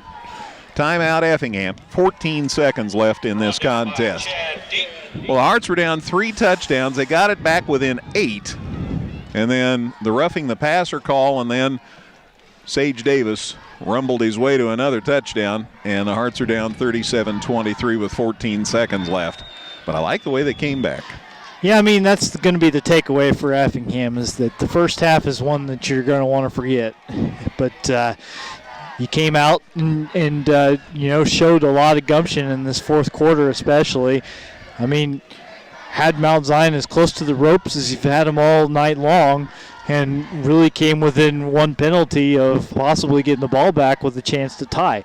So those are all the positives that you're going to be able to take away from it. You're just going to have to, figure out a way to deal with the things in the first half that you didn't deal with against a team that was as athletic and as talented as anybody you've seen all season long, knowing that once you get in the playoffs, you're going to be facing teams that good again at some point. 14 seconds left. Hearts trail 37-23. Shack from the shotgun outside the 45-yard line, ready for the snap. Low but at him. Looking to throw, still dancing, still moving, still grooving, trying to get away. Just don't take a hit. Scrambling to the far side. There's the pass, and it is caught, and he's out of bounds, they say. Kalber out of bounds, but it is ruled out of bounds. So incomplete. 3 seconds left. So now it's 4th down. So one more play here. Just don't get anybody hurt. It's the name of the game here. Herbeth and Donsbach come back in. Woomer leaves. Kalber leaves. Colin Weymouth in the game for Effingham. And Shack up under center. Handoff. Donsbach. Down he goes. And that's the show. Sage Davis, one more tackle for the road. Final score at Mount Zion in the Battle of Unbeatens. Mount Zion 37, Effingham 23. So Mount Zion 8-0, Effingham 7-1, and Mount Zion the Apollo Conference champions for 2019. Last year, when the Hearts were not the Apollo Conference champions, they went to the 3rd round of the playoffs. So still a lot of season to go. But this one will sting. Final score again, Mount Zion 37, Effingham 23. We'll talk with Coach Hefner. Dustin will have lots of stats. And Caleb back at the studios working on lots of scores. I'll recap the scoring. That's all on the way on a busy postgame show here on 97.9 XFM. Visit us 24/7 at danheck.com and check out the specials we have going on right now. No one will sell you a new Chevrolet or Toyota for less. Let us prove it to you. See you today at Dan Heck Chevrolet Toyota, South Route 45 in Effingham. Effingham Express Care is there for all your urgent care needs. They're open 7 days a week and no appointment is needed for all injuries and illnesses. Plus, they have on-site x-ray. And they accept all major insurance and offer a self-pay discount. For more information, visit centralillinoisurgentcare.com. This is the Lustig Custom Cabinets postgame show. Handcrafted cabinetry built right here at Effingham. We're back at Mount Zion High School. Final score again, Mount Zion 37, Effingham 23, and they've presented the Apollo Conference Championship plaque to the Mount Zion Braves, and Patrick Etherton and his crew certainly earned it with an impressive performance tonight as they defeat the Hearts, hand Effingham their first loss of the season. But great effort by Effingham, down 3 touchdowns to come back and get within 8, and another play here or there. Anything could have happened, but it didn't. And so Mount Zion still undefeated, and the Hearts 7-1, looking to finish 8-1 in the regular season as they come home to play Freeburg next Friday night. Remember, it'll be senior night at Klosterman Field next Friday night, kickoff at 7 o'clock. But the senior night ceremonies typically start at 6:30. That's when the football players and the cheerleaders and the pom-pom kids get recognized, the seniors, and then the band kids will get recognized, the seniors, at halftime. So it's a big night, and we hope you'll plan to be there. 4 o'clock, $4 for adults, $2 for kids, and there's plenty of room at Klosterman Field, so we'll look forward to seeing you next Friday night. These kids deserve a great send-off as they head into postseason play, because that's the thing. We're headed for the postseason regardless of how this game turned out. Effingham now 7-1 on the season, can finish 8-1 and be in real good shape heading into the postseason. But Mount Zion's a team that comes out of here still unbeaten, and congratulations to Coach Etherton and the Braves on the win. Let's recap the scoring. Mount Zion scored first. They scored with 7:58 to go in the first quarter at the end of a 10-play, 71-yard drive that took 4:02 to complete, as Sage Davis scored from 21 yards out. The kick was good, and Mount Zion had a 7-0 lead. But the Hearts came back and tied it with 1:04 to go in the first quarter at the end of an 8-play, 72-yard drive. Took 2:34 to complete. Nathan Shackelford was the completer as he took it 20 yards for the score. The kick was good, and the Hearts had it tied 7-7. But Mount Zion scored a lot after that. They scored 3 touchdowns in a row. And it was big strike offenses that really hurt the Hearts tonight. Mount Zion had the ball on their 18, and an 82-yard touchdown pass was good. The kick was good for the extra point, and the Hearts found themselves down 14-7. Then, with 2:03 remaining in the second quarter, with 10:24 to go in the second quarter, the same thing happened. Again, a deep pass play, first play from scrimmage at the 24-yard line. Mount Zion threw for a 76-yard touchdown that took 11 seconds, and Mount Zion kick was good, and they had a lead of 21-7 just into the second quarter, and you knew it was going to be a tough road to hoe. They didn't score. In fact, neither team scored till 2:03 left in the first half, and again, it was a big play. 2 plays, 63 yards on the drive, highlighted on a 58-yard touchdown run by Sage Davis. The kick was good, and the Hearts found themselves 28-7.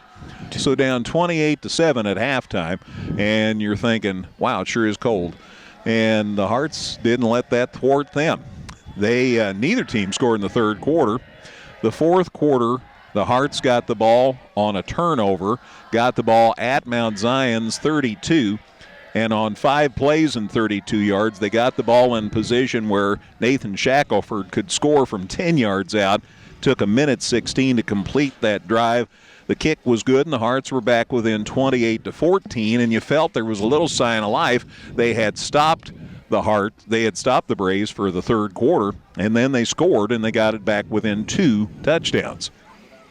So that came with 11:49 to go in the fourth quarter. Mount Zion came right back, though, and scored on a field goal of 39 yards. That ended a 14-play, 31-yard drive, an 8-play, 57-yard drive. 3:32 off the clock before the kick was good on the field goal of 39 yards, and that made it 31-14. But the Hearts didn't quit. They came back and scored with 6:53 in the game. A 7-play, 65-yard drive that took 2:24, and it was a pretty pass right out in the flats. Jet Gillum got wide open. Shaq hit him. Good 32-yard touchdown pass. The kick was no good, but the Hearts were back within 31-20. Mount Zion did score on a field goal, or the Hearts scored, on a 24-yard field goal. That made it 31-23, so then it was a one-score game because a touchdown and a 2-point conversion, and you're tied.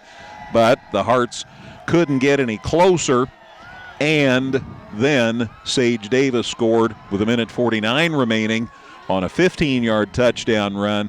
The try for extra point was blocked, but Mount Zion had the win. Final score, Braves 37, Hearts 23. So Mount Zion's 8-0, and they're celebrating out on their field, as they should. They're the conference champions, and Effingham now 7-1. Has a chance to regroup, and we'll see what happens when they're home next Friday night to Freeburg at Klosterman Field. That's a look at the scoring in the game. Dustin's got many stats to total up, and, of course, Caleb is still getting scores gathered back at the studios. We will remind you again, we're home to Freeburg next Friday night, 7 o'clock kickoff at Klosterman Field, but again, the salute to the seniors at 6:30, so be sure to get there early. And the senior band members will be saluted at halftime. So it's a special night every year on senior night. And a couple other senior nights and other sports coming up for Effingham kids. So we have those all posted on the website. Look for the appropriate sport, and you can find out more about those ceremonies. So 37-23 the final score. As again, Mount Zion improves to 8-1. The Hearts are 8-0, and Effingham now 7-1. On the season. And Dustin White looks like he's cold, but statistically equipped. I am equipped, and Effingham, they closed up the margin a little bit as far as the total offense. There was a lot of offense in this game tonight. Mount Zion outgained Effingham 583 to 432, but remember that was a 399 to 175 margin at halftime. So Effingham did outgain Mount Zion 257 to 184 in the second half of play. The Hearts 21 first downs tonight, 10 of them on the ground, 9 through the air, 2 by penalty. Mount Zion moved the chains 20 times tonight, 14 times on the ground, 5 through the air, 1 by penalty. Effingham ended up with 170 rushing yards on 47 attempts. That's a 3.6 yard average, and 2 of their 3 touchdowns came in the ground game. The Hearts passed the ball 28 times, 12 of those successfully, 1 intercepted. That's 262 yards and 1 other score to give them 432 yards on 75 plays. They ran 75 plays tonight. Wow. That's a lot. For Mount Zion, they ended up gaining 296 rushing yards on 31 carries. That's a 9.5-yard average. 3 of their 5 touchdowns came on the ground. 22 pass attempts for 8 of those completed, none intercepted. 287 yards and 2 more scores. So again, 53 plays, 583 yards of total offense. That means that the Braves for the game averaged well over 10 yards per offensive play. Thanks in large part to some really big ones, but still, those are awesome numbers for them. Really good team. Turnovers, 1 apiece. Effingham recovered a fumble in the second half. Mount Zion intercepted a pass in the first half. Penalties, Effingham 6 penalties for 45 yards. The Braves whistled for 10 penalties for 90 yards. Time of possession, Effingham had it 27 minutes, 22 seconds, while Mount Zion had the ball for 20 minutes, 38 seconds. Let's have a look at some individual numbers. And, hey, if you're going to look at Mount Zion's rushing numbers, it pretty much starts and ends with Sage Davis. 258 yards on 22 carries, 3 touchdowns from 21, 58, and 15 yards out. Averaging. He came into this game, and I even said it during the pregame, he was averaging 7.7 yards per carry, and I said, hopefully Effingham will be able to slow that down a little bit. They ought to be able to slow it down. Well, they didn't. He upped that average by quite a bit, averaging well over 10 yards. In fact, well over 10 yards per carry and over 11 yards per carry, as a matter of fact. And then, Bryson Bartles got in there, 22 yards on 4 carries. Jacob May had 14 yards on 4 carries. And Ashton Summers, the Mount Zion quarterback, took the ball 1 time for a couple of yards. But Sage Davis, again, 258 yards on 22 rushing attempts. Summers, 8 for 22 passing the ball, 287 yards and 2 scores. And more than half of those yards came on back-to-back passes, touchdown passes of 82 and 76 yards. The 82-yarder was one of 4 catches for Christian Cahey tonight. He had 4 receptions for 164 yards, catches of 43, 82, 10, and 29. And then the 76-yarder was the lone catch of the night for Drew London, also for a score. Jace Booker, 2 receptions for 26 yards, and Bartles had 1 catch for 21 yards. Braden Hiley, he punted the ball 5 times tonight and averaged 35.4 yards for the Braves. And then Booker had 62 yards on kick returns. Bryson Bartles also had 14 yards on a kick return. And Hiley had the interception, 34 return yards on the back end of that pickoff. So that is a look at the Mount Zion individual stats. Let's switch gears over to Effingham. And it was tough running. Nate Shackelford, 73 yards on 20 carries with 2 scores tonight. That's as prolific as he's been in the running game this season, I would imagine. But part of that was just by necessity because Chase Woomer just didn't have a whole lot of room to work with. He had 51 yards also on 20 carries. But after all the good work he's done in the last few weeks since Logan Brown went down with that injury, this was just not a night where Chase Woomer had much of anywhere to go a lot of times. So 51 yards on his 20 carries. Logan Brown made a brief return to the offense, ran the ball 4 times for 10 yards. Keegan Baker, 3 yards on his lone carry, and then Trevor Donsbach had 33 yards on 2 touches late in the game. As far as throwing the ball, Shackelford was 12 for 28 with a touchdown and an interception, 262 yards for him. The touchdown pass was a 32-yard catch from Jet Gillum, one of 3 catches that Jet had for 73 yards tonight. Tristan Duncan, 4 receptions for 118 yards. Again, your new Effingham career leader in total receptions, and he is also closing in on the single-season mark. Probably will be looking to break that next week, but 118 yards on on his 4 carries, 4 receptions, I should say. Nice night for Tristan. Cam Kalber, 2 receptions for 39 yards. Chase Woomer, 16 yards on his 2 receptions. Holden Lewis caught an 18-yarder. And Parker Wolf had 1 catch for 3 yards. Dawson Witten had a busy night tonight. 7 punts for 256 yards. It's a 36.6-yard average, so he did a good job, but had to kick a lot, and that's unfortunately never what you want to see. Woomer had a 20-yard kick return. Keegan Baker had a 21-yard kick return, and Dawson Witten had the lone Effingham takeaway. He fell on a fumble there in the second half. And so, again, Effingham takes the loss. They fall to 7-1, and Mount Zion's your Apollo Conference champion. But, Greg, I think, again, Effingham showed us a lot in that fourth quarter, made it very interesting, and hopefully they can build on that second half, come out against Freeburg, and finish off this season at 8-1. And, hey, that would still be an okay regular season. Man, to come here and come back like that, that's quite an accomplishment. And 7-1 is a wonderful record, and yeah, you hope it'll be 8-1 after the regular season's over, and then let's see what happens in the postseason. I think it would be really easy going into halftime down 28-7 to just say, you know what, this isn't our night. Let's just get them next week, and that is not what the Effingham club did. They came out and they fought hard, and like I said, made a game of it. That's all you can really ask, and let's just hope that again that there's a little carryover into next week. Tell you what, when it got to 31-23, I'm thinking, yeah, it was getting really interesting. Well, and you gotta, Yvonne Angel doesn't get called on to kick field goals every week. You know what I'm saying? Yeah. And for that situation to come up, and for him to understand and to know that I got to make this kick or we're not going to have any chance to win this football game, and he drills a 24-yarder. That's that's a big thing for him to do, and again, a lot of positives that Effingham can take away from this game. I know they're disappointed in the result, but there's certainly some good stuff that they'll be able to take out of a disappointing result tonight. So we'll see what happens next week as they take on Freeburg. Coach will be up in a minute. He's talking with his family. They are faithful to be here and encourage him every week, and you like to see that. The kids always have folks here, but always nice when Coach has somebody to encourage him too.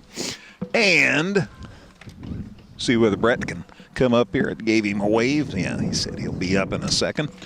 One more hug, and now he's on his way. Again, the final score, Mount Zion 37, Effingham 23. So again, Effingham 7-1 on the campaign. Isn't that something? Wow, loss. Hearts fall to 7-1. That's pretty good. That's pretty good stuff, and that's what this campaign and this program has come to now, that we can thinking, wow, drop to 7-1. That's pretty healthy stuff. So we'll see what happens. Coach will be up here in a second. Again, we'll see it free at home next Friday night. And Caleb, I didn't want to get started with the scores because Coach is just a couple of steps away. So we will have Brett come up and we'll chat with the Hearts mentor here. And again, he knew when he was talking to us after the win over Taylorville last week that the Hearts were going to have their hands full. So, well, I'm sure that they knew exactly what they were in for tonight, but this Mount Zion team, just quality opponent. Without a doubt. So we'll get Brett up here and visit with him and let him talk to his kids more. Get him all saddled up. Well, first time we've had to talk after a loss this season. Lot to not be happy about in the first half, but boy, a heck of a comeback in the second half to make it a game. Yeah, and have a chance to win. Took a little bit to adjust. Yeah.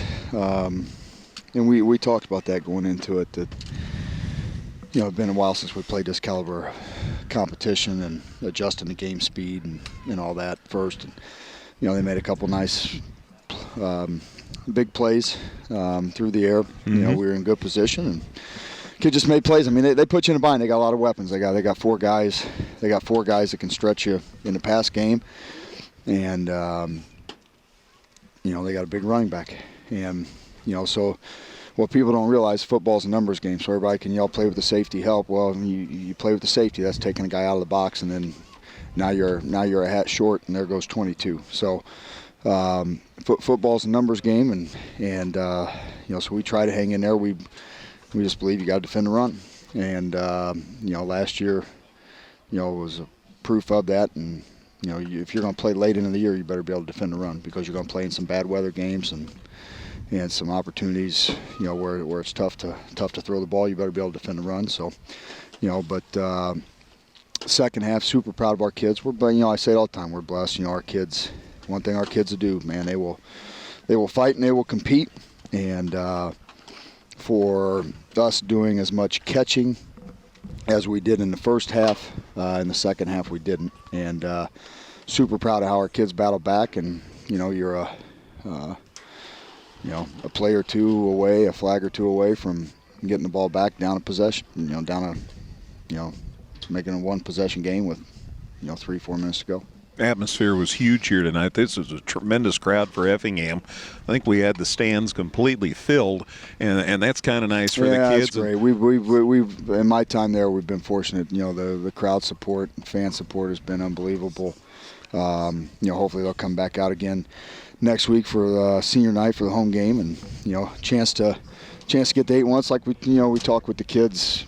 You know, afterwards it was short, like, hey, not the end of the world. Yeah, we wanted to be Apollo champs. That's always goal number 1, but not the end of the world. You know, we're set 7-1.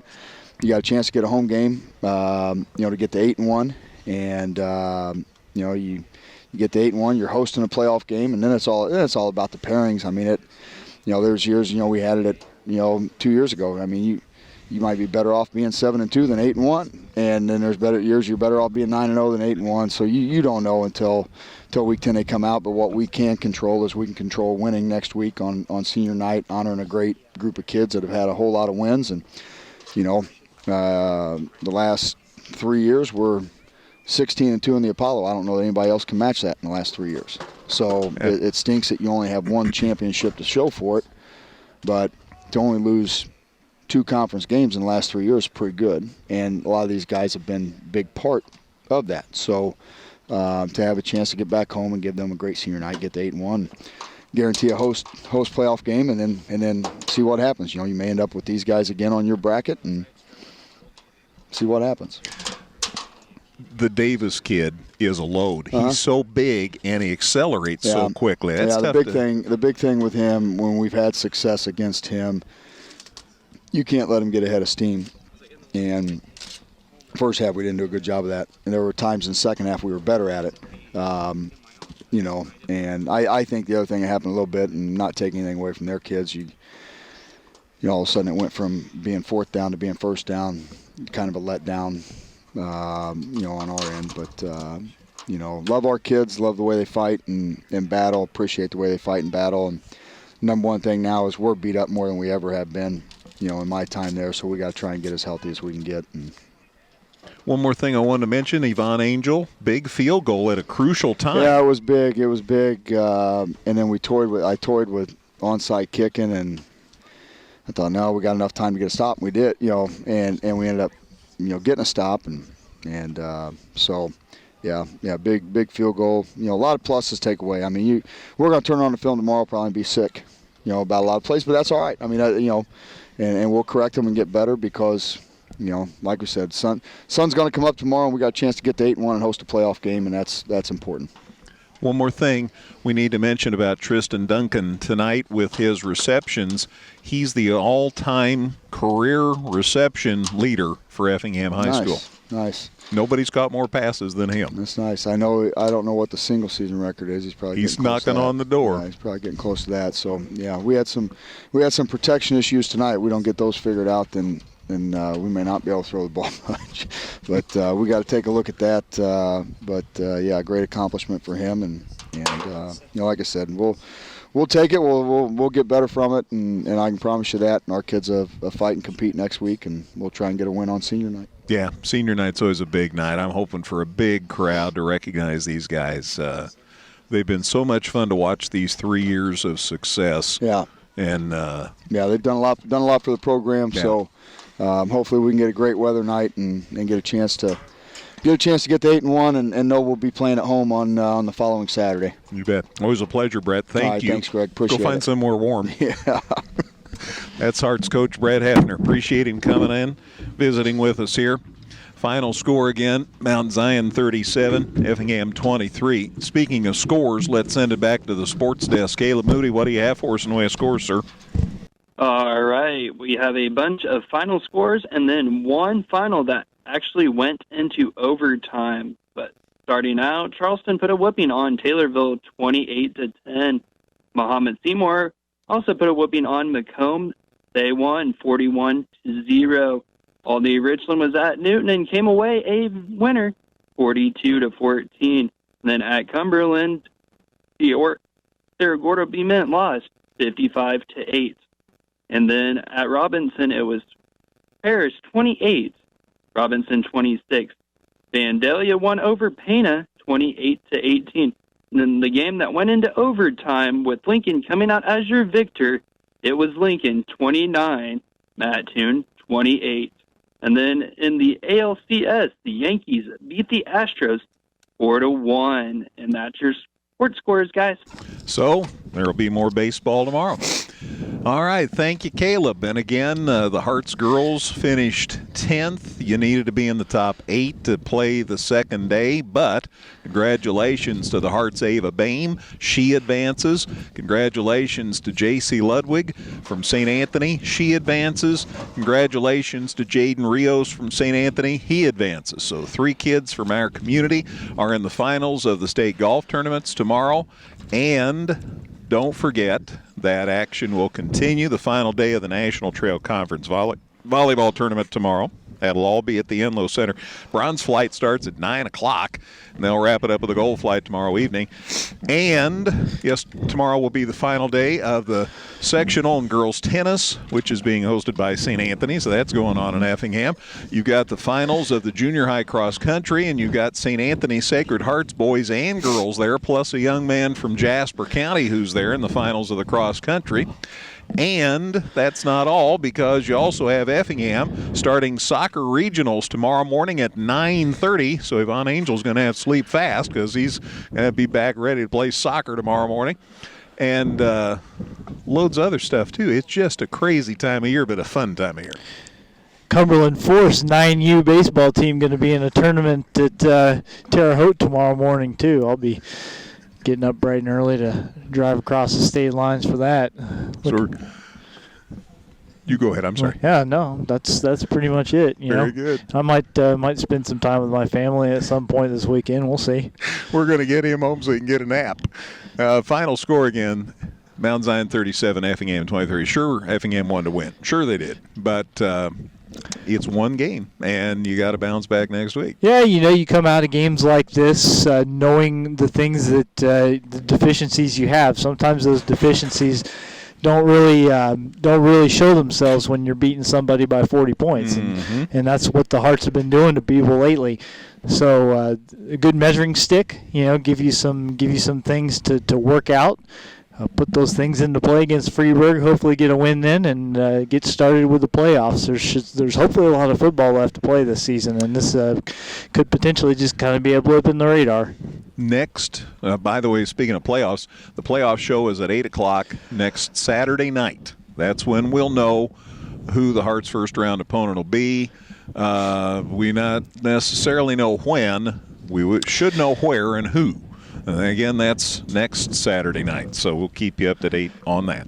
Yeah, I think we kind of typically know what the proclivities of this coaching staff are and what they like to try to angle for, but I'm not going to speculate here because then somebody will say, well, I heard Dustin say it on the radio, they're gonna play at 2 o'clock on Saturday afternoon, and who knows? Yeah, who knows? Indeed, who does, indeed.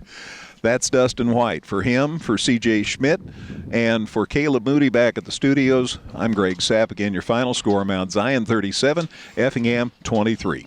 Good night, everybody. Thanks for listening. This has been a production of Premier Broadcasting Incorporated.